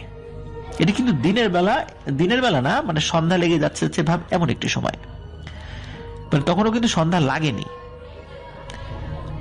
কিন্তু রাস্তায় ওই সময় কেউ ছিল না। উনি চিৎকার করে আল্লাহর নামের জিকির শুরু করেন এবং কালেমা পড়ছিলেন, আর এক হাতে ডাব আর এক হাতে ছাতা নিয়ে উনি বাসার দিকে দৌড়াচ্ছিলেন। উনি আর পেছন দিকে তাকাননি যে সেই অশরীরী দুটো আসলে কি ওনার পেছনে আসছে দৌড়ে দৌড়ে নাকি থেমে গেছে। উনি আর পেছন দিকে তাকাননি। কিছুটা পথ যাওয়ার পর ওনার শরীরটা বেশ হালকা মনে হয়। এর কয়েকদিন পর যখন কোরবানি ঈদ সামনে চলে আসবে বা এরকম একটা সময় আর কি, উনি একটা মানে এই কোরবানির, যেটা প্রিয় লিসেনার্স, যেটা চলে গেল মাত্র কোরবানির, যেটা সেটার কথা বলছি, এই 2022 সালের। তো একদিন উনি দুপুরবেলা খাওয়া দাওয়া করার পর কিছুটা ঘুমাচ্ছিলেন। এই ঘুমের মধ্যেই তিনি খেয়াল করলেন যে তিনি তখন অবশ্য পুরোপুরি ঘুমাননি। মনে হলো ওনার বাম হাতে প্রচন্ড একটা চাপ উনি অনুভব করছেন। তিনি ঘুম ঘুম চোখে দেখতে পেলেন একটা সিলমোহর, যে সিলমোহরে কিছু লেখা ছিল। মানে যে হাতটি তার হাতটা চেপে ধরেছিল সেই হাতে কোন একটা সিলমোহর রয়েছে, এবং এই সিলমোহরে যে লেখাগুলো রয়েছে সেটি আরবি লেখা ছিল না, সেটি অন্য কোনো ভাষায় লেখা ছিল। এবং এই সিলমোহরের মধ্যে স্পষ্ট 3টি ফলার একটি ছাপ তিনি দেখেন, যেটা ত্রিশূলের মতো। তিনি যখন ঘুম থেকে জেগে ওঠেন তখন তিনি দেখতে পান তার হাতটা বেশ ফুলে গিয়েছে, কারণ তার হাতের উপর কিছু একটা চেপে ধরেছিল। যদিও বা তিনি তেমনটা মানে অতটা ভয় পাননি, কারণ হলো তিনি মনে করছেন এটা ঘুমের মধ্যে হয়তো বা হয়েছে। কিন্তু ঘুম থেকে ওঠার পর বা তার যখন অবচেতন অবস্থা থেকে তিনি জাগ্রত হন, তখন তিনি দেখেন ওর হাত কিন্তু ফোলা। তাহলে এটা কিভাবে সম্ভব? এটা যদি ঘুমের মধ্যেই হতো তাহলে নিশ্চয়ই তার হাতটি ফুলে যেত না। এই ঘটনার পর থেকে নতুন করে ওনার সাথে একটি সমস্যার সৃষ্টি হয়। প্রিয় লিসেনার্স, যখন আমাদের শরীরের উপরে মোবাইল ফোন রাখি, এই মোবাইল ফোনটা যদি ভাইব্রেশন হয়, তখন কিন্তু আমরা বুঝতে পারি যে ভাইব্রেশনটা মূলত আমার শরীরে হচ্ছে না, আমার শরীরের উপরে থাকা মোবাইল ফোনে ভাইব্রেশন হচ্ছে, যার ফলে আমার শরীরের অংশবিশেষ কেঁপে উঠছে। তো উনি ফিল করা শুরু করেন ওনার শরীরের কোনো একটা অংশ বিশেষের উপরে কোনো কিছু কাঁপছে, ওই ভাইব্রেট হচ্ছে। কিন্তু এটা ওনার শরীরের কোনো অংশ নয় যেটি কাঁপছে। এইভাবে ওনার শরীরীয় উপাদান ছাড়া অন্য কোনো জিনিস কম্পন করছে তার শরীরের উপরে। প্রিয় লিসেনার্স, আপনারা কি একবার অনুধাবন করতে পারছেন কি ভয়ানক সিচুয়েশনের ভিতরে উনি পড়েছিলেন? তো যাই হোক, প্রতি রাতে উনি যখন ঘুমাতে যান তখন একটু একটু ঘুম যখন চলে আসে, তখন ওনার কাছে মনে হয় কেউ একজন দৌড়ে ওনার কাছে আসছে। তিনি যখন আবার ঘুম থেকে লাফ দিয়ে উঠে বসেন তখন দেখেন যে না, কেউ নেই। এভাবে রাত্রে ওনার ঘুমই হারাম হয়ে যায়। রাত্রে যখন উনি ঘুমাতে যান তখন জাগ্রত অবস্থায় উনি শোনেন যে সাপের ফসফস শব্দ। বড় বড় সাপ যদি নিঃশ্বাস নেয় ফসফস শব্দ করে, যেমন শব্দ হয় তেমন শব্দ তিনি শুনতে পান। এরকম চলতে চলতে তিনি একদম অতিষ্ঠ হয়ে যান। এক রাতে ঘুমের মধ্যে যখন উনি ঘুমিয়েছিলেন, মানে মুকিম ভাই ঘুমিয়েছিলেন, তখন ওনার যে বড় ভাই উনি দেখতে পান যে লম্বা চুলওয়ালা কুৎসিত খাটো একটি মেয়ে মানুষের মতো সেটি ওনার শরীরের উপরে চেপে বসেছেন। ওনার বড় ভাই আয়াতুল কুরসি জোরে জোরে পড়তেই সেই প্রাণীটি লাফ দিয়ে খাট থেকে নেমে যায় এবং সে দৌড়ে চলে যায়। এর কিছুদিন পর মুকিম ভাইয়ের বাবা তিনি দেখেন যে অর্ধেক মেয়ের মতো, আর বাকি অংশ এটি কি মানুষ না অন্য কিছু শরীর সেটা বোঝা যাচ্ছিল না। সেটি আস্তে আস্তে হেঁটে হেঁটে মুকিম ভাইয়ের খাটের দিকে যাচ্ছে। তার বাবা কিন্তু এটা খেয়াল করেছেন, মুকিম ভাইয়ের বাবা। তার বাবা বেশ সাহসী মানুষ ছিলেন। তিনি কাছে গিয়ে বলেন যে, এই তুমি কে, তুমি কি চাও, কেনই বা আমার ছেলের কাছে এসেছ? এই কথা বলার পর ওই অবয়বটি কোনো কথা না বাড়িয়ে তার বাবার সামনে দিয়েই দরজা দিয়ে হেঁটে হেঁটে বের হয়ে যায়। তো এরকম ঘটনা এখন পর্যন্ত ওনার সাথে ঘটে চলছে। উনি অনুধাবন করেছেন ওনার উপর ব্ল্যাক ম্যাজিক করা হয়েছে। উনি অনুধাবনের সাথে সাথে অনেককে দেখিয়েছেন, তারাও বলেছে তার উপর ব্ল্যাক ম্যাজিক করা হয়েছে। কিন্তু কে করেছে, কেন করেছে, এই বিষয়টি ওনারা যেটা বুঝতে পারছেন, এটা পারিবারিক হিংসা বা ঈর্ষা থেকে ঘটনাটি ঘটেছে। তো প্রিয় লিসেনার্স, আপনারা তার জন্য দোয়া করবেন তিনি যেন দ্রুত এই অবস্থা থেকে বের হয়ে আসতে পারেন। Thank you so much. আপনার ঘটনার জন্য আপনাকে অনেক ধন্যবাদ। এবং আমরা চলে যাব আমাদের পরবর্তী অতিথির কাছে। আশা করছি যে তার যে শোনানো ঘটনাটা, সেই ঘটনাটা আপনাদের ভালো লাগবে। রফিক একজন স্কুল শিক্ষক, গ্রামের স্কুলে চাকরি করেন। শহর থেকে অনেক দূরে, সপ্তাহে একবার শহরে আসে বাজার করতে, তারপর আবার একা একা ফাঁকা গ্রামের দিকে ফিরে যায়।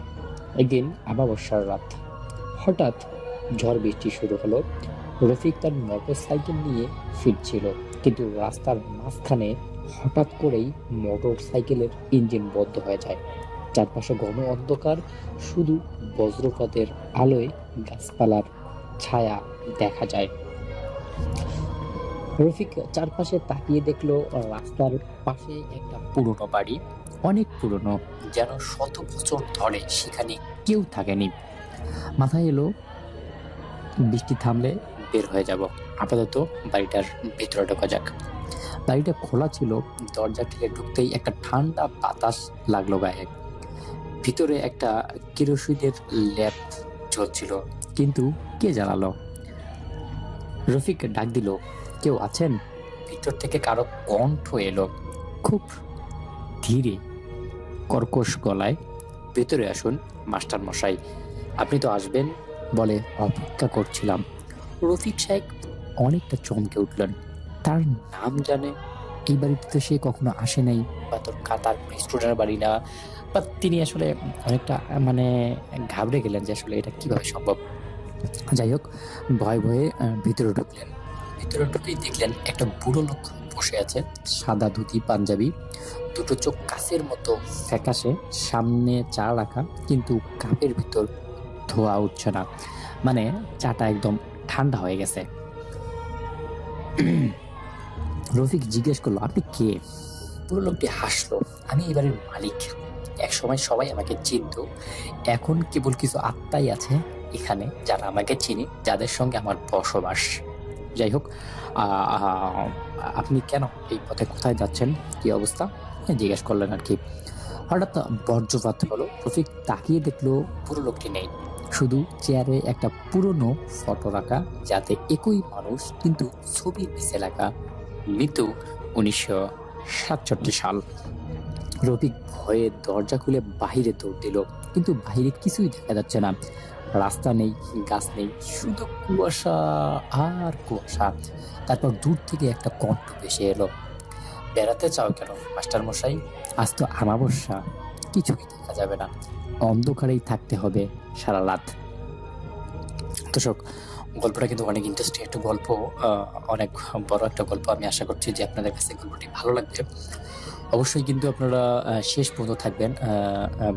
আমরা যে গল্পগুলো বলি সেই গল্পগুলোর কিন্তু শেষ একটা আছে, তাই আশা করব যে আপনারা শেষ পর্যন্ত শুনলে অবশ্যই ভালো লাগবে। যারা আমাদের পুরাতন লিসনার্স আছেন তারা কিন্তু জানেন, এবং যারা নতুন আমাদের লিসনার্স আছেন তাদের কাছে আমি রিকোয়েস্ট করব, অবশ্যই কিন্তু আপনারা সম্পূর্ণ ভিডিও জুড়ে আমাদের সাথেই থাকবেন। এবং যারা যারা এখনো আমাদের চ্যানেলটিকে সাবস্ক্রাইব করে রাখেননি, অবশ্যই কিন্তু চ্যানেলটিকে সাবস্ক্রাইব করবেন। আমাদের এই চ্যানেলটিতে প্রতিনিয়ত প্রতি রাতে কিন্তু এই সুন্দর সুন্দর গল্পগুলো আপলোড করা হয়। তো আমরা কথা না বাড়িয়ে আমাদের গল্পটি শেষের দিকে যাব। গল্পটি আরো অনেক বড় একটা গল্প আছে, তাই আমরা কথা বাড়াবো না।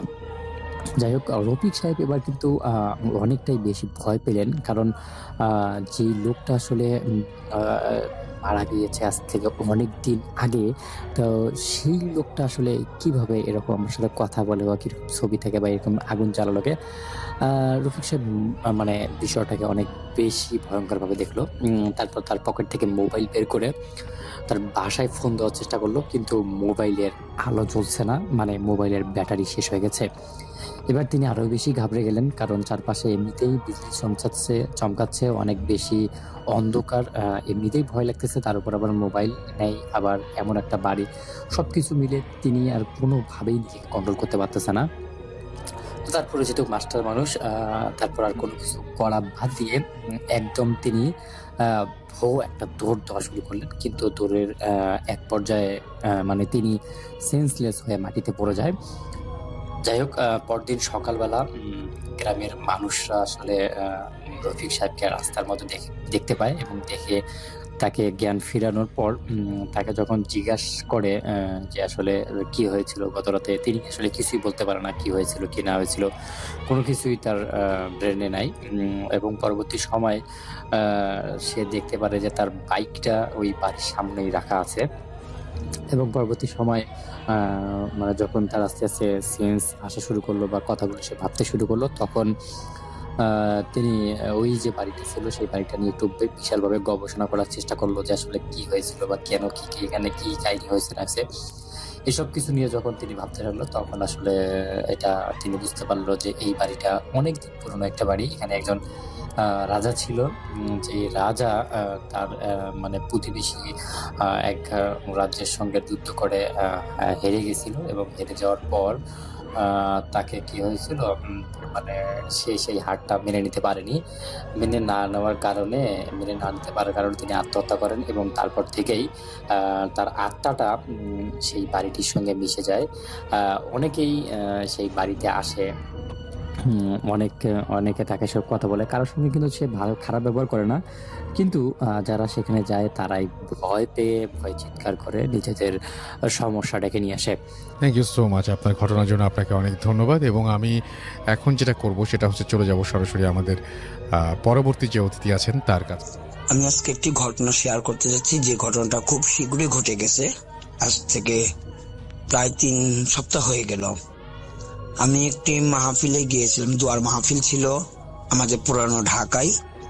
তো সেখানে আমি দোয়ার মাহফিলে যখন যাই, তো বিশেষ করে একজনের খুব পরিচিত, তার সাথে আমার দেখা হয়।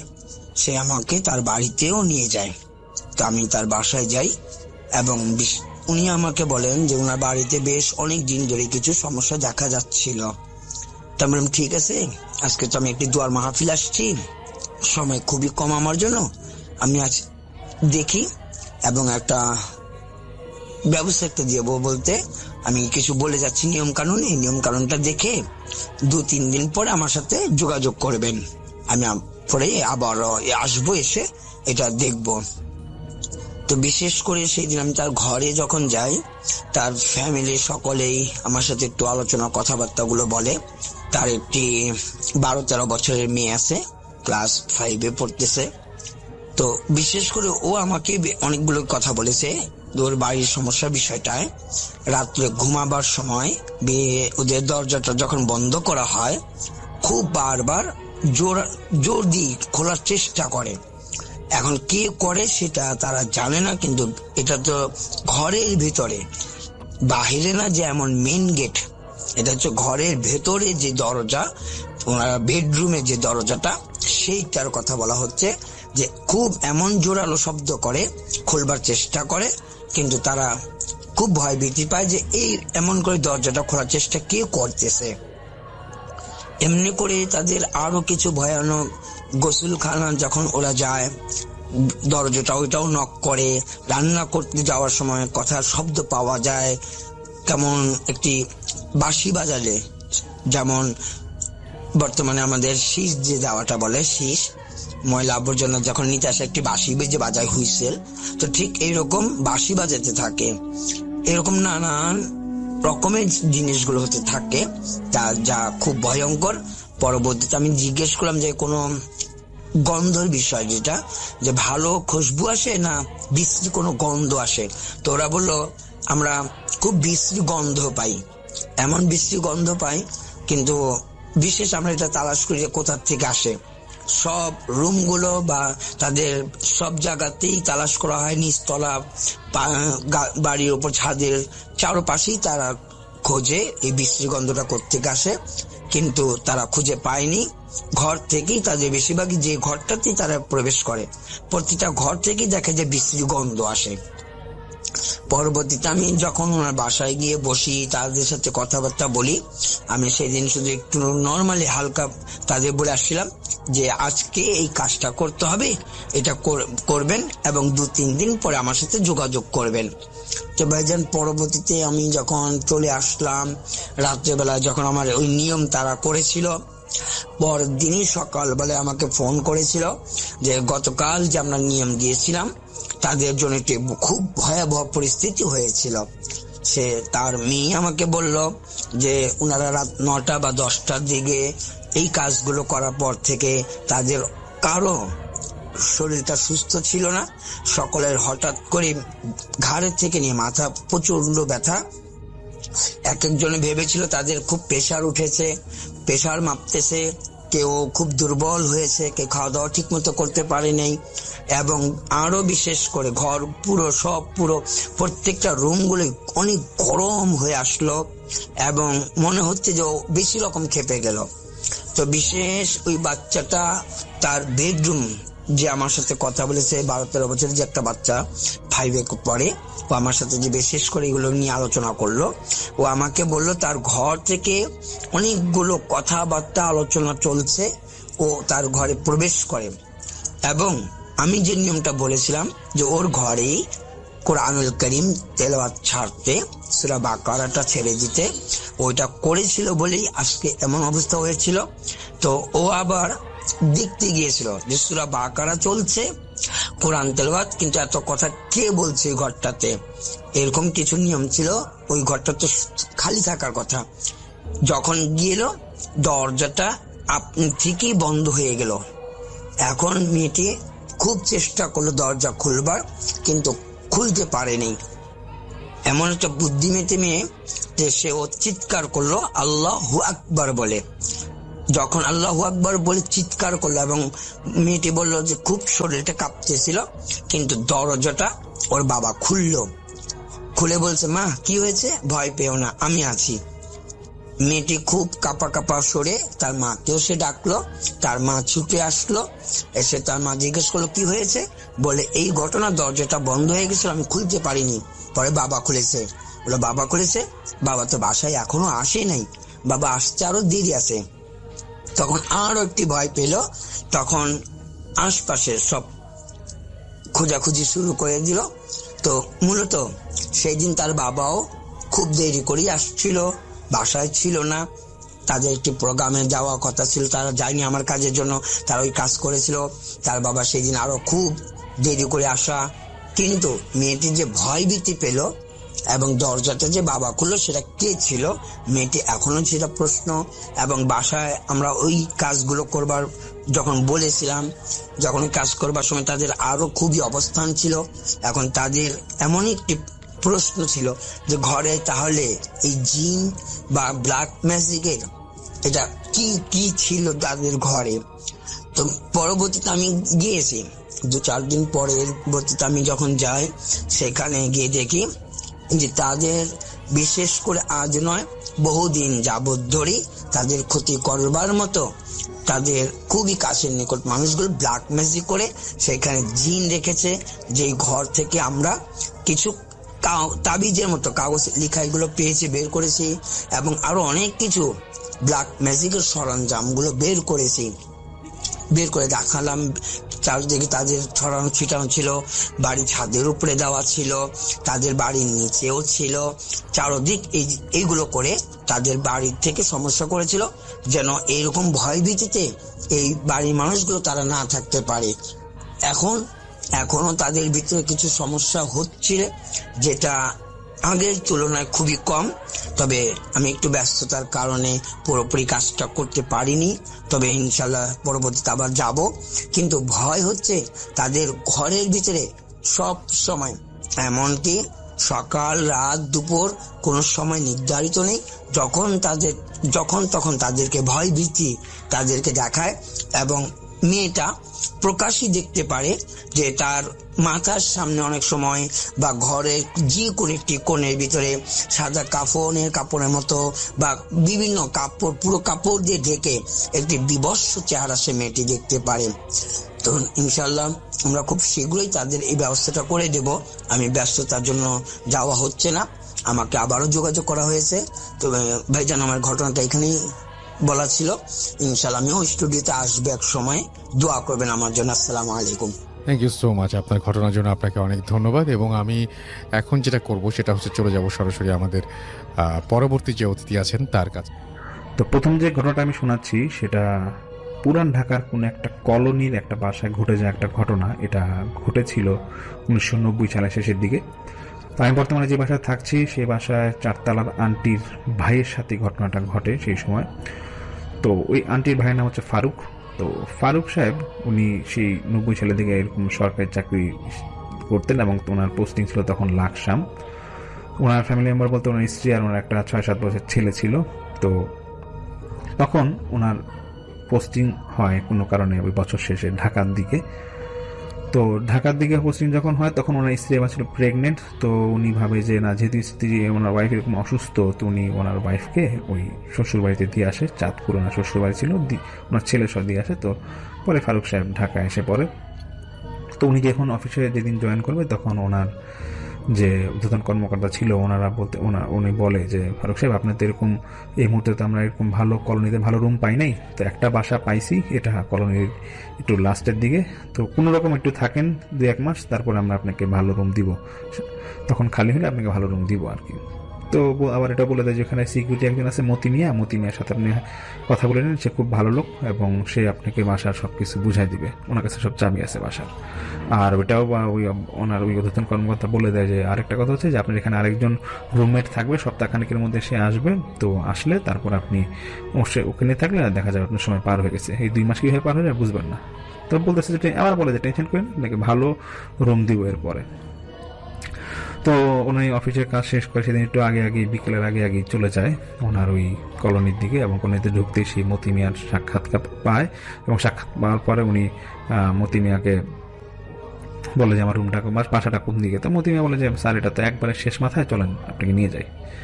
তো না এরকম যা হাঁটা শুরু করে, এরকম 10 মিনিট হাঁটার পর নাকি একবারে কলোনির শেষ মাথায় গিয়ে একটা ওইরকম বাসাটা পায়। বাসাটা নাকি ছিল এরকম যে ওই বর্তমানে পুরান ঢাকায় বা ওই মফস্বল শহরে কিছু পুরান আমলের বাসা আছে একতারা, মানে দেখে নকশা করা একটু হিন্দু বাড়ির মতো, এরকম কিছু বাসা আছে। তো এরকম একটা বাসা ছিল। তো ফারুক সাহেবের দেখেই নাকি বাসাটা পছন্দ হয় নাই, এবং ওনার বাসাটা দেখে মানে এমন লাগতেছিল যে বাসাটা মানে কি একবারে ড্যাম খাওয়া বাসা, শ্যাওলা পড়া বলে, আমাদের শ্যাওলা পড়ে আছে। তো সে মতিমিয়াকে বলতেছে যে মতিমিয়া এটা আমার কি বাসা দিল, এই ড্যাম খাওয়া বাসা আমি থাকবো? হ্যাঁ, তো এখন মতিমিয়া বলতেছে স্যার কোন রকম থাকেন, কোনো সমস্যা নাই, আসলে এই বাসাতে অনেক দিন কেউ হয় কেউ থাকে না, লোকজন আমরা যখন অতিরিক্ত কেউ আসে তো তখন প্রথমে একটু রুম না পেলে আমরা এখানে থাকি আর কি, এটুকুই, তারপর টেনশনে কিছু নেই, আপনি বেডিং পত্র নিয়ে আসেন। তো ফারুক সাহেব তারপরে বলতেছে সমস্যা মানে ঠিক আছে, বেডিং পত্র কালকে এনে আপনাকে আমি ডাকবো। তো উনি কোনো রকম ওই সেরাটা হোটেলে থাকার পর পরের দিন বেডিং পত্র নিয়ে ওই মতি মিয়াকে নিয়ে আসে।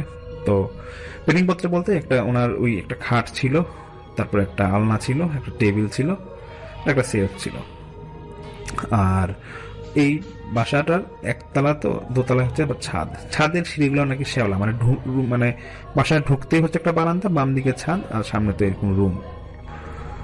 তো এটা ওই মতি মিয়া বলতেছে যে স্যার আপনি কোনো সমস্যা নাই, তবে আপনার যদি রান্না বান্নার জন্য লোক লাগে আমাকে বলেন, আমাদের এখানে একজন খালা আছে উনি রান্না বান্না করে দেয়, আপনি তো সকালে অফিসেই থাকেন, ওই খালা আপনাকে সময় মতো রান্না করে দেয়, ডাইনিং টেবিল করে রেখে আসবে, আর টেনশনে কিছু নাই, উনি খুব বিশ্বস্ত এবং আমরা খুব বিশ্বস্ত, আপনার কোনো চুরি ডাকাতে এখানে কিছুই হবে না, কোনো টেনশন করবেন না, যদি পারেন আপনি আপনার চাবিটা দিয়ে রাখেন, তাহলে আমি খালাকে দিলে খালা ঠিক সময় আপনাকে রান্না করে দিয়ে চলে যাবে। তো ফারুক সাহেব বলে আচ্ছা কোনো সমস্যা নাই, তো খালার সাথে গিয়ে দেখা করা যাবে। তো ওই মোদি মিয়া বলছে না, খালার সাথে দেখা করা যাবে না, খালা তো যদি পারেন রাতে একদিন আসলে খালার সাথে আমি দেখা করে দিব না, আপনি রাতে খালা কখনো আসে, সচরাচর খালা এরকম বের হয় না, দিনের বেলা আসতে দেখবেন। তো যাই হোক এরকম ফারুক সাহেব ওই চলে যাওয়ার পরে ওই মতি মিয়া তারপর চলে যায়। তো ফারুক সাহেবের একটা অভ্যাস ছিল যে উনি একা থাকলে রাত্রেবেলা বই পড়তেন এবং একটা ক্যাসেট প্লেয়ার ছিল তখন, তো ক্যাসেট প্লেয়ারে উনি গান শুনতো। তো এরকম যখন উনি মানে গান শুনতো বা দিন কাটাচ্ছে এরকম চাচ্ছিল না কয়েকদিন, তো হঠাৎ কয়েকদিন পরে মানে 2 দিন পরে উনি যখন সন্ধ্যার পর অফিস থেকে ফিরবে, উনি দেখতেছে ওনার বাসার কাছে একজন লোক দাঁড়ায় আছে এবং উনি কাছাকাছি যখন আসে দেখতেছে সাদা পাঞ্জাবি পরা প্রায় 6 কি 6.5 ফুট এরকম হাইটের একটা লোক পাঞ্জাবি পরা এবং পাগড়ি পরা দাঁড়ায় আছে। তো ফারুক সাহেব নাকি অন্ধকারে দেখে হঠাৎ করে একটু ভয় পেয়ে যায়। তো বলতেছে আপনি কে? তুই লোক বলতেছে যে আপনি কি এখানে থাকেন? আমি তো আপনার বাসার পিছনেই থাকি। তো আপনি তো মনে রাত্রেবেলা হয় গান শুনেন, তো একটু গানটা না শুনলে ভালো হয়, কারণ আমরা তো রাত ওখানে থাকতে আমাদের খুব সমস্যা হয়। যদি সম্ভব হয় গানটা বন্ধ রাখেন, গানটা ছাড়েন না, আমাদের রাতে খুব সমস্যা হয় থাকতে। আপনি দিনের বেলা গান শুনে কোনো সমস্যা নেই।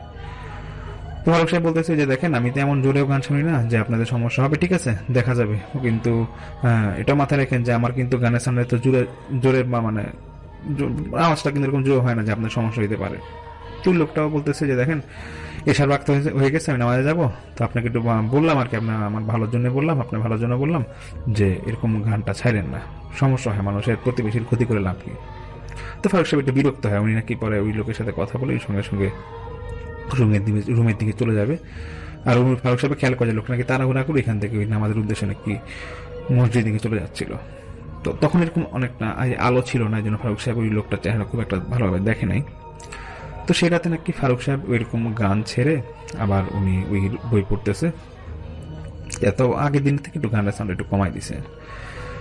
তো এরকম দেওয়ার পরে উনি পরের দিন আসবে মানে বাসায়, মানে উনি পরের দিন অফিস যায়, তো পরের দিন যখন বাসায় আসবে তখন এসে দেখতেছে যে ওনার যে ক্যাসেট প্লেয়ারের পাশে 2টা ক্যাসেট ছিল, ক্যাসেটগুলোর ফিতা ছিল এবং পেছায় রাখছে কে জানে। তো এটা দেখে ওনার খুব বিরক্ত লাগে। উনি সঙ্গে সঙ্গে সেই ওই ওনার কলোনির যে সিকিউরিটি আছে সেখানে সিকিউরিটি রুম আছে ওখানে যায়, গিয়ে দারোয়ানকে বলতেছে যে মতি মিয়া কোথায়। হ্যাঁ কই মতি মিয়া কোথায়? বলতেছে যে মতি মিয়া তো নাই, উনি তো ছুটিতে আছে। ছুটিতে আছে? আমার বাসায় কোন বুয়া দিছে এরকম আমার ভিতর রুমে এসে এরকম মানে আমার রুম হাতাবে, আমার রুম এরকম মানে রুমের ঘাটাঘাটি করে কি দেখছে আমার ক্যাসেট ছিঁড়ে ফেলছে ফিতা, এত বড় সাহস ছিল কি হবে। এরকম একটু বকা টকা দেয়। সিকিউরিটি বলতেছে যে দেখেন কোন বউ আপনার এখানে, যেটা তো বলতে পারবো না, মতি মিয়া আসলে বলেন, উনি বাড়িতে গেছে, আসুক, ছুটিতে আছে, পরে ওনার সাথে কথা বলেন। তারপর ফারুক সাহেব এরকম এসে পড়ে। সেদিন তো আর ওনার গান শোনা হয় না। তো ঠিক রাত্রে 12টা সাড়ে 12টার দিকে উনি বই পড়তেছিল, হঠাৎ করে ওনার একটা সুন্দর গ্রান নাকি আসে, খুবই সুন্দর একটা গ্রান আসে এবং এতটা সুন্দর গন্ধ, এবং সেই সাথে কোরআন তেলাওয়াত হচ্ছিল। এবং এই কোরআন তেলাওয়াত যখন হচ্ছে ফারুক সাহেব নাকি শুনতেছে আর ওনার মানে মন মানে পুরো ভরে যাচ্ছে, মানে উনি নিজের থেকে বলতেছে এত সুন্দর কোরআন তেলাওয়াত কোত্থেকে আসলো। তো উনি ওনার খাট থেকে উঠে আশেপাশে মানে পরে যে রুমগুলো আছে একটু রুমের মধ্যে দেখে, আরো 2টা রুম ছিল, দুগুলাতে গিয়ে দেখে যে না কোরআন তেলাওয়াতটা বাইরে থেকে আসতেছে। তুমি পরে একটু গিল্টি ফিল করে, মনে করে যে ও আছে এই হুজুরটাই মনে হয় সেদিন যে কথা বললো সে মনে কোরআন তেলাওয়াত করে, এই জন্য হয়তো আমাকে গান বন্ধ করতে বলছে। তো ফারুক সাহেব নাকি এটা 2-3 ঘন্টা এরকম কোরআন তেলাওয়াত শুনে, তুমি বইয়ে পড়তেছিল আবার এরকম তেলাওয়াত শুনতেছে। যখন ফজরের কাছাকাছি সময় আসবে উনি মানে একটু ঘুমাই গেছিল, তো তখন উঠে যায় ঘুম থেকে, তখনও দেখে কোরআন তেলাওয়াত হচ্ছে। তো এটা হওয়ার পরে উনি নিজের থেকে একটু গিল্টি ফিল করে, বলতেছে আমি তো এরকম নামাজ কালাম পড়ি না, এরকম এই এত রাত হয়ে গেল কোরআন তেলাওয়াত হচ্ছে, ওরা এত কোরআন শরীফ পড়তেছে, ধর্মের প্রতি ওদের এত ভালোবাসা, ঠিক আছে আমি দেখি আজকে থেকে আমি নামাজ পড়বো। তো উনি সেরকম নামাজ পড়া শুরু করে এবং রেগুলারই একটা বেসিসে দেখতেছে যে কোরআন তেলাওয়াত হয়, ওনারও ভালো লাগে, ওনার তো গান শোনার ওনার কোনো মানে ব্যবস্থায় নেই। তো উনি ওইরকম ফজরের নামাজের একটা প্র্যাকটিস হয়ে যায় ওনার। তো এদিক দিয়ে আরেকদিন উনি বাসায় এসে দেখতেছে ওনার টেবিলের উপর একটা ছবি ছিল, ছবিটা ছিল ওনার ফ্যামিলিগত একটা ছবি ছিল, উনি ছবিটা ফ্রেমের মতো রেখে দিয়েছিল, কিন্তু দেখছে ফ্রেম থেকে বের করে ছবিটা যেন কে ছিঁড়ে রাখছে। তো ওনার আবার মেজাজ খারাপ হয়ে যায়। উনি ভাবে যে না নিশ্চিত এটা বুয়ার কাজ, বুয়া হয়তো কোনো বাচ্চা কাচ্চা নিয়ে আসে বাসায়, এর জন্য হয়তো ছিঁড়তে পারে। তো পরের দিন আমার সাপ্তাহিক ছুটি ছিল, তো উনি ভাবে যে না কালকে আজকে যেহেতু বুয়া আসবে, বুয়ার আমি ধরবো, বুয়া কেন এই কাজ করলো। তো সে তখন নাকি ফারুক সাহেব ওই পরের দিন বুয়া আসার পর বলতেছে যে আপনি পুরা বলে যে খালা আপনি এই কাজটা কেন করলেন, আপনি আমার এই ক্যাসেটটার ফিতা ছিঁড়ছে দিকে এটা কেন করলেন, আপনি ছবি ছিঁড়তেছেন, এসব কি ছিঁড়াছিড়ি বাসা কেন আপনাদের, আপনি কোনো বাচ্চা নিয়ে আসেন নাকি এখানে। তো সেই খালা বলতেছে যে স্যার আমি তো এরকম কাজ করে দিয়ে চলে যাই, আমি তো বয়স্ক মানুষ, আমার এখানে বাচ্চা কাচ্চা কেউ না, আমি একাই থাকি, আমি এরকম কোনো ছিঁড়াছিড়ি করি না, আমি আপনার রুমের ভিতরেও আসি না, আমার রান্নার কাজ আমি রান্না করে দিয়ে চলে যাই, আর একটু ঝাড়াটারু দিই। তখন ফারুক সাহেব বলতেছে যে ঠিক আছে আপনার সাথে আর কোনো কথা নাই, আমি মতি মিয়া আসলে ওনার সাথে কথা বলবো। তো এর 2-1 দিনের মধ্যে রোজা শুরু হবে। তো একদিন ফারুক সাহেব ওই বাসায় যখন ইফতার আগে দিয়ে আসবে, উনি দেখতেছে ওনার যে টেবিল, এখানে প্রায় 8-10টা খেজুর পড়ে আছে এবং খেজুরগুলোর সাইজ খুব বড়। তো ওই ফারুক সাহেব ভাবে যে হয়তো বুয়া আসছিল, আসার পর হয়তো এখানে খেজুর দিয়ে গেছে রোজা দেখে। তো ফারুক সাহেব ইফতার করার আগে দিয়ে অনেক খেজুরটা খায়। তো ফারুক সাহেব মানে বলে খেজুর নাকি এত টেস্ট ছিল যে এটা খেয়ে মনে হচ্ছিল যে উনি জীবনে মানে এরকম খেজুর খান, এতটা মিষ্টি এবং খেলেই মনে হচ্ছে যে পেট ভরে যাবে, এরকম একটা খেলেই মানে পেট ভরে যাবে এরকম মনে হচ্ছিল ওনার। তো উনি এটা হওয়ার পরে তারপরে বাকি যে 8-9টা থাকে রুম রেখে দেয় একটা বক্সের মধ্যে। তো এটা হওয়ার পরে পরের দিন উনি আবার সেই সিকিউরিটি রুমটা যখন ক্রস করে অফিসে যাওয়ার সময় তো বলতেছে আর কি যে আপনার ফারুক আপনার মতি মিয়া এখন আসে নাই। তো উনি সিকিউরিটি বলতেছে না, মতি মিয়া শুনছি 2-1 দিনের মধ্যে এসে পড়বে, আসলে আপনার সাথে সাথে দেখা করতে হলো, সমস্যা নেই। তারপর তো ফারুক সাহেব অফিস চলে যায়। তো অফিস যাওয়ার পরে ওই ওনার যে ঊর্ধ্বতন কর্মকর্তা ছিল তো বলতেছে আর কি যে ফারুক সাহেব আপনার সাথে যে রুমমেট থাকবে সে তো আজকে অফিসে জয়েন করছে, ওনার নাম মামুন, পরিচয় হন। তো ওই মামুন সাহেবের সাথে পরিচয় হয়, হ্যাঁ হ্যালো করতেছে। তো মামুন সাহেব দেখতে নাকি ছিল মানে বেশ ধার্মিক ছিল, ওনার দাড়ি ছিল বেশ বড় এবং টুপি পরা থাকতো সবসময়। তো মামুন সাহেবকে ওই কথা ফারুক সাহেব জিজ্ঞেস করতেছে আপনি কোথায় কোন লাইনে কিভাবে পড়ালেখা করছেন। তো মামুন সাহেব বলতেছে যে আমার বাসা নারায়ণগঞ্জ, তো আমি এখানে যেহেতু পোস্টিং আছে আসলাম, আর আমার ব্যাকগ্রাউন্ড হচ্ছে মাদ্রাসা লাইনে পড়ালেখা করছি।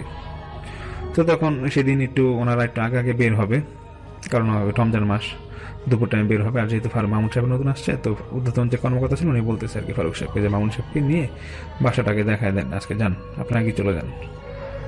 তো যখন ওনারা ওই কলোনিতে ঢুকতে যাবে তখন ওই সিকিউরিটি গার্ড যে ছিল সে ওই ফারুক সাহেবকে উদ্দেশ্য করে বলতেছে যে স্যার মতি মিয়া তো আসছে তো, আর কি পাঠিয়ে দিব নাকি। তো ফারুক সাহেব বলতেছে যে ঠিক আছে পাঠিয়ে দেন, ইফতারের পর পাঠিয়ে দেন, আমি ইফতারের পর ওর সাথে কথা বলতেছি।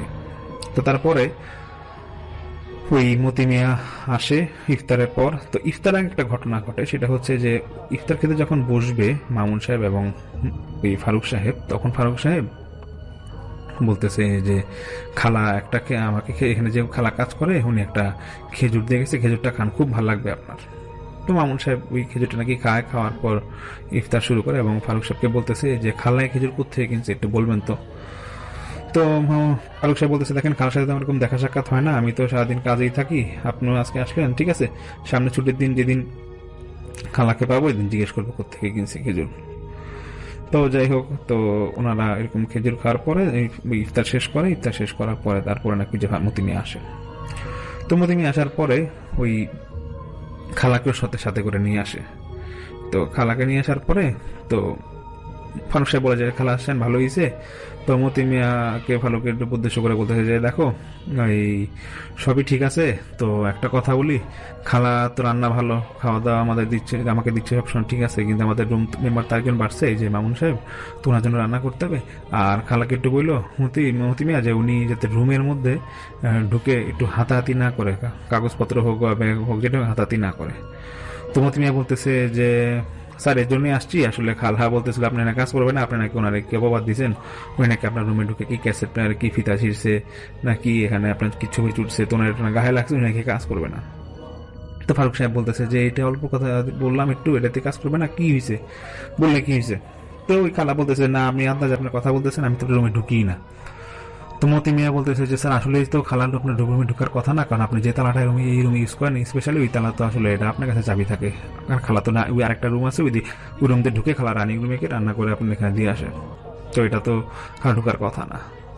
তো ফারুক সাহেব বলছে যে এটা হয়েছে কোনো সমস্যা নেই, খালা তো রাগ করেন না, কাজ ছাড়েন না, আপনি থাকেন। তো খালা বলে যে না আমি এখানে কাজ করবো না, মানে করবোই না। তো ওই বলে খালা চলে যায়। তো ফারুক সাহেব ওই মতি মিয়াকে বলতেছে ঠিক আছে খালা যেহেতু কাজ করবে না এখন তো কিছু করার নাই, একটু দেখো 2-1 দিন পর রাগ কমলে পাঠাই দিও। তো মতি মিয়া যখন যেতে লাগবে তখন মামুন সাহেব বলতেছে ওই ফারুক সাহেবকে যে ফারুক সাহেব জিজ্ঞেস করেন না খালা কোথেকে খেজুরটা কিনছে। তো মতি মিয়া কই যেরকম বলতেছে যে ফারুক সাহেব যে মতি মিয়া খালা একটু জিজ্ঞেস করে খেজুরটা কোথেকে কিনছে, উনি মনে হয় 8-10টা খেজুর দিয়ে গেছিল। তখন মতি মিয়া বলতেছে যে খালা আপনি খেজুর দিবে কেন, হ্যাঁ বলতেছে কেন দিবে জানি না, আমার রুমে দেখলাম এরকম টেবিলের উপর রেখে গেছে। তো মতি আবার হাসতেছে, স্যার প্রথম কথা হচ্ছে যে আপনার রুম তালা মারা থাকে, খালা ভিতরে আপনার রুমে কখনোই খেজুর দিতে যাবে না। আর দ্বিতীয় কথা হচ্ছে খালা তো হিন্দু, উনি কেন আপনি খেজুর দিতে যাবে রমজান মাসে, উনি বয়স্ক মানুষ, উনি থাকি বাসায় একা, উনি এই কলোনির থেকেই বের হয়, মানে সপ্তাহে 1বার কি 2বার কিন্তু বের হয় না, তুমি আপনি খেজুর দিবে কেন। কত ঠিক আছে আমি খালাকে জিজ্ঞেস করবো যে উনি মধ্যে খেজুর দিয়েছে কি দেয় নাই। তো এটা বলার পরে তারপর তোমরা চলে যায়। তো সেই রাতেই নাকি মামুন সাহেব এবং ফারুক সাহেব যখন থাকবে তখন রাত্রেবেলা নাকি কোরআন তেলাওয়াতের আওয়াজ পাচ্ছিল, এবং ঠিক সেই আগের মতো সুন্দর গান আসতেছে এবং কোরআন তেলাওয়াতের আওয়াজ রাত্রে ঠিক 12:30 একটা এরকম সময়। তো মামুন ভাই বলতেছে, মানে মামুন সাহেব তখন ফারুক সাহেবকে বলতেছে যে এই ভয়েসটা কোত্থেকে আসতেছে। তো ফারুক সাহেব বলতেছে যে এই ভয়েসটা আমার বাসার পিছনেই, এখান থেকে মনে একটা হুজুর কোরআন পড়ে, তো হুজুরের সন্ধান কই পাইলেন। তো মামুন সাহেবকে আবার ওই ফারুক সাহেব প্রথম ঘটনা আবার বলে যে এই হুজুর আমি দেখছিলাম এরকম, আমাকে একবার ওই গান ছাড়তে মানা করলো, তারপর থেকে আমি গান বন্ধ করছি, এরপর থেকে কোরআন তেলাওয়াতের শব্দ পাচ্ছি। আর ওই ফারুক সাহেব বলে যে কৌতূহল বসত বলে যে দেখেন তারপর থেকে এই বুয়া আমার কাছে ভিতরে ছেড়ে দিয়ে চলে গেছে, দেখেন আর না কেউ রুমে ঢুকতে পারে না, কি সব না কি বলে। তো মামুন সাহেব বলছে ঠিক আছে ফারুক সাহেব, হয়েছে যেটা হয়েছে ঘুমায় যায় আসেন, তো কালকে আমরা অফিস থেকে আসার পর একটু ছাদে যাব, চলেন।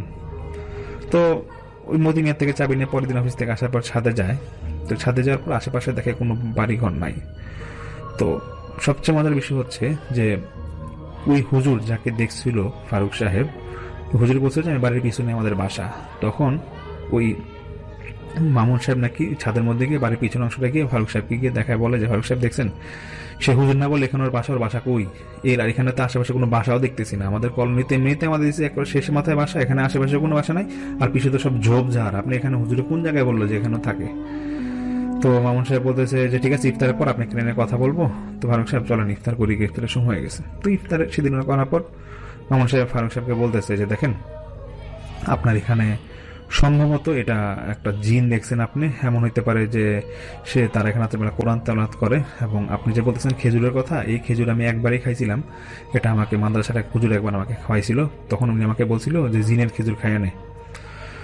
তো তখন তো আমরা এরকম বিশ্বাস করি না, কিন্তু আপনার সব কথার সাথে ফারুক সাহেব মিলে যাচ্ছে এই কথাগুলো, এবং দেখছেন তো আপনি নিজের চোখে দেখলেন যে আশেপাশে কোনো বাড়ি ঘর নাই, কিন্তু আপনি অনেকে হুজুর দেখছে, আপনি আমরা রাত্রেবেলা কিন্তু কোরআন তেলাওয়াতের আওয়াজ পাচ্ছি।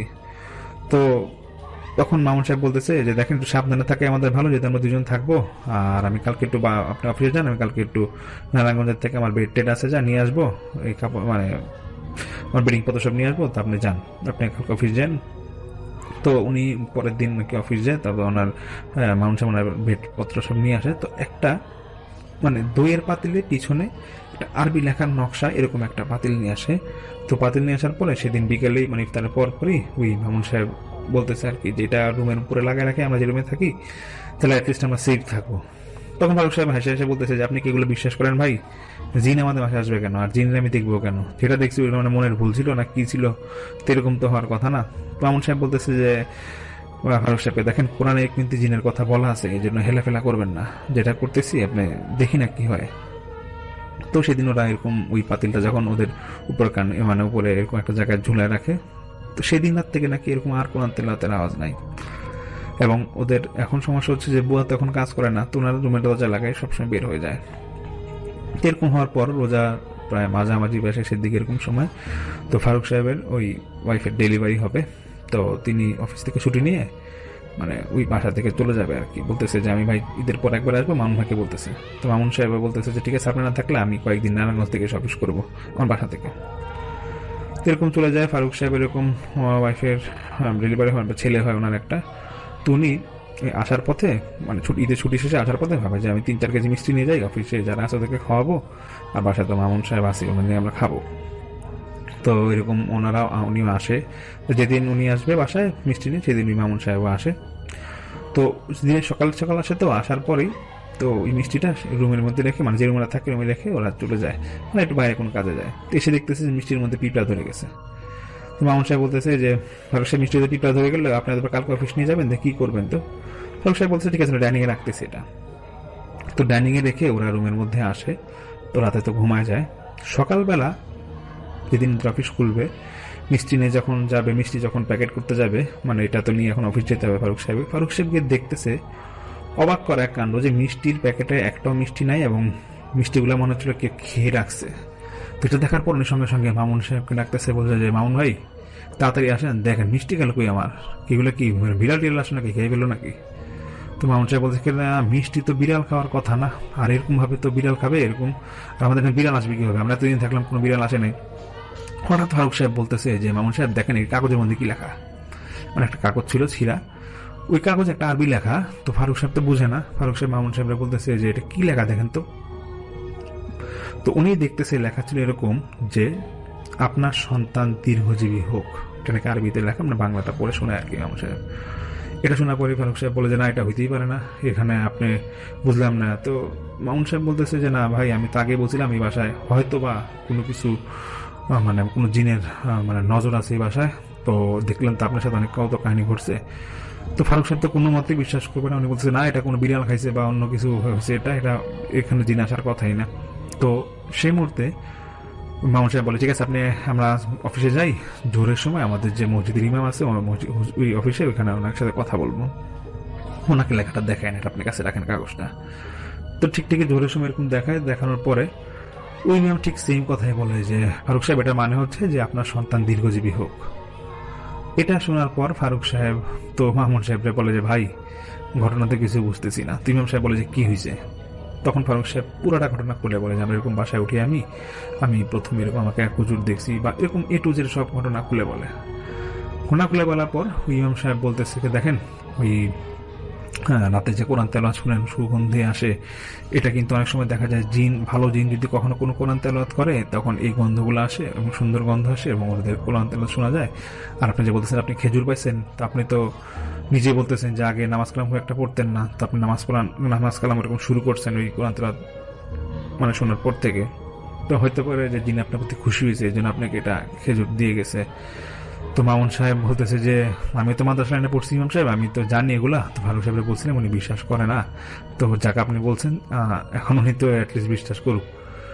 তো ইমাম সাহেব বলতেছে ফারুক সাহেবকে দেখেন যেটা ব্যাপার হয়েছে, আপনার তো এখানে থাকতেছেন, যদি সম্ভব হয় আপনার বাসাটা এই মুহূর্তে এখানে থাকেন না, আর কারণ আপনার যদি দুজন একা থাকেন তো আপনার সেফটির জন্য ভালো হোক বা খারাপ জিনিস হোক যেটাই হোক, আপনার দেখেন যে অন্য কোনো জায়গায় থাকার ব্যবস্থা করা যায় নাকি। আর এই তো এখন এটা বলার পরে ফারুক সাহেব মামুন সাহেব নাকি দুজনেই বাসাটা নাকি একদিনের মধ্যে এরকম ছেড়ে দেয়। এবং আমার যে চারতলা আন্টি উনি বলে যে তারপর ওনার ভাই ওনার কাছে এসে বেশ কয়েকদিন ছিল, মাসখানেক। তারপরে ওনার ফ্যামিলি ওই যে যখন না ছোট বাচ্চারা 40 দিন পার হয় তখন ঢাকায় ওনার কলোনিতে থাকেই না, কলোনির পাশে এক জায়গায় বাসা ভাড়া করে থাকে। এবং ওই মামুন সাহেব নাকি কলোনিতেই রয়ে গেছিল কোনো একটা বাসায়। তো এটাই ছিল ঘটনা। আমি যেহেতু ভর্তি কথায় ঘটনা শেয়ার করি, আমার সে আন্টি রেগুলার আমার ঘটনাগুলো শুনে, প্রোগ্রাম আমাদের শোটা শুনে, তো উনি বলেছিল এই ঘটনা শেয়ার করার জন্য। তো যদি ওনার নাম বলতে মানা করেছে, তো ফারুক ওনার ভাইয়ের নাম, এটা জাস্ট আমি ভুলে গেলাম। এবং পুরান ঢাকার কোথায় কলোনি আমি এটা বলতে মানা করেছিল দেখে আমি শেয়ার করলাম না। আশা করি আপনাদের ঘটনাটা ভালো লাগবে এবং অবশ্যই আমাকে জানাবেন। আসসালামু আলাইকুম রাসেল ভাই, আসসালামু আলাইকুম লিসেনার্স। আশা করি আপনারা সবাই ভালো আছেন আর আপনারা সব সময় ভালোর দলেই থাকেন আশা করি। আমি রাকিব কুড়িগ্রাম থেকে বলতেছি।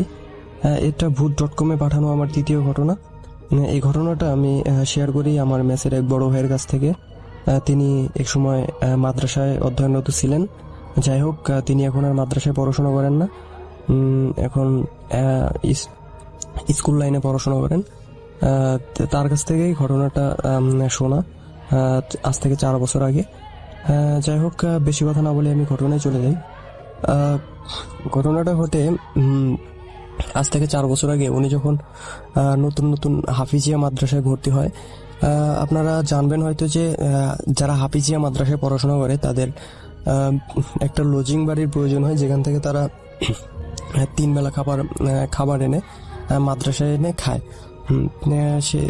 সেই জন্য তাকে একটা লজিং বাড়ি খোঁজা লাগছে এবং লজিং বাড়ি খুঁজতে মাদ্রাসা থেকে 2 কিলোমিটার দূরে একটা জায়গায় একটা লজিং বাড়ির সন্ধান পেয়েছে। মানে তাদের লজিং বাড়ি মাদ্রাসা থেকে 2 কিলোমিটার দূরে।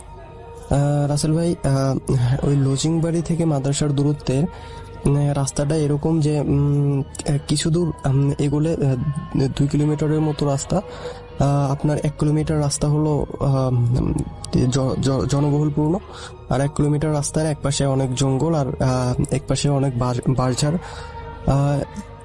সকালে ভাত এনে মাদ্রাসায় এনে খেতে হতো, দুপুরেও ভাত এনে মাদ্রাসায় খেতে হতো। কিন্তু রাত্রে যখন সে সেখানে যেত, সেখানে তার সাথে তার এক ভাই যেত।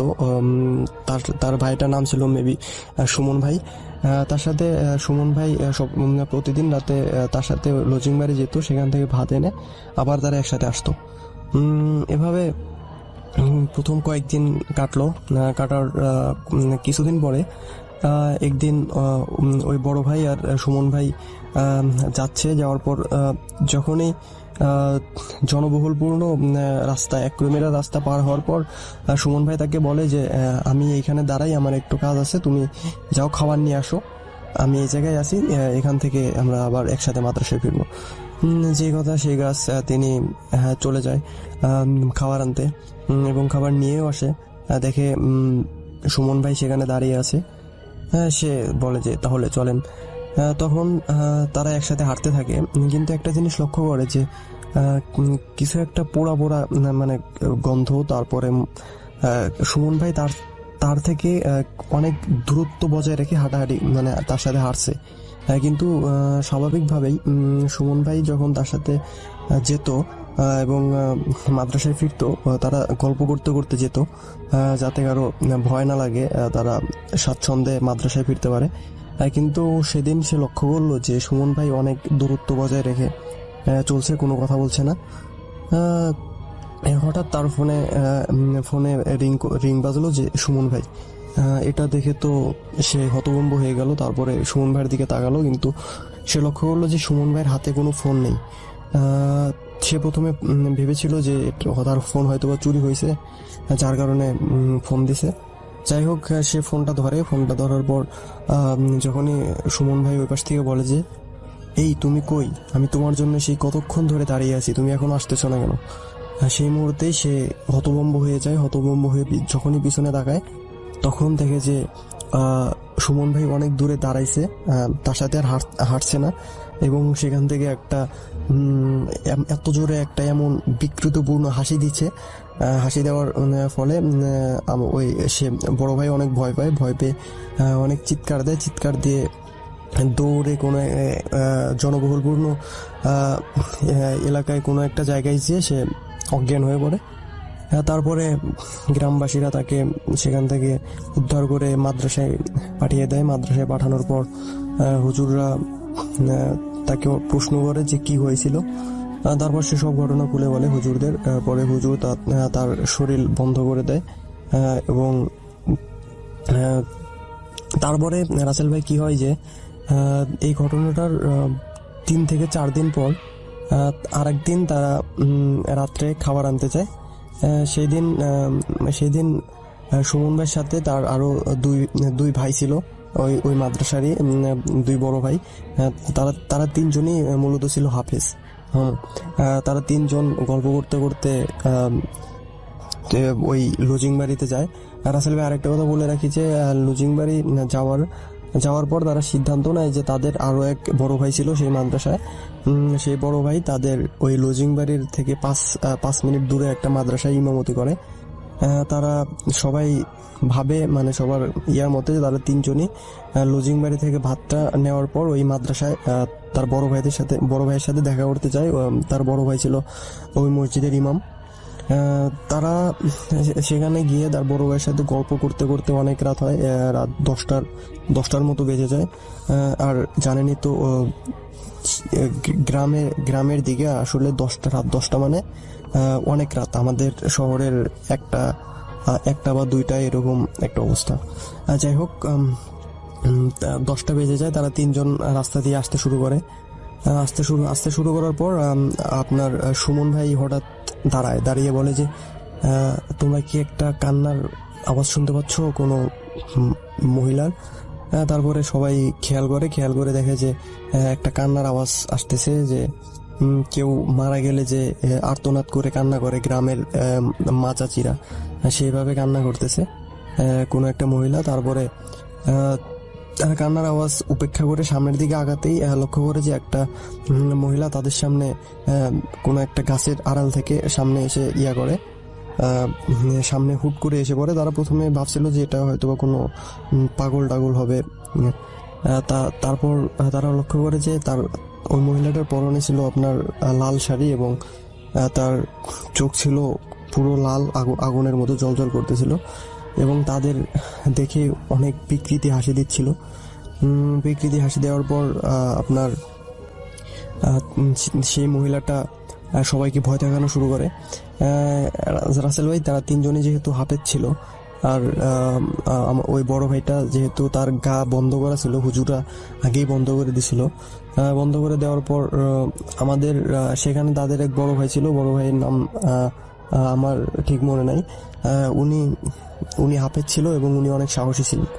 সাহসী থাকার কারণে ওই বড় ভাইয়ের হাতে যে টিফিন বাটি ছিল, স্টিলের টিফিন বাটিতে করে খাবার আনতো রাত্রে, সেটা অনেক দোয়া কালাম পরে ওই টিফিন বাটিটা নিয়ে ওই মহিলাটার দিকে ছুঁড়ে মারে। ছুঁড়ে মারার পর মহিলাটা দৌড়াতে দৌড়াতে চলে যায় এবং বলে যে তোদের অনেক খারাপ কিছু হবে, তোরা আমার সাথে এটা ঠিক করিস নাই। তারপরে তারা সবাই মাদ্রাসায় চলে যায়।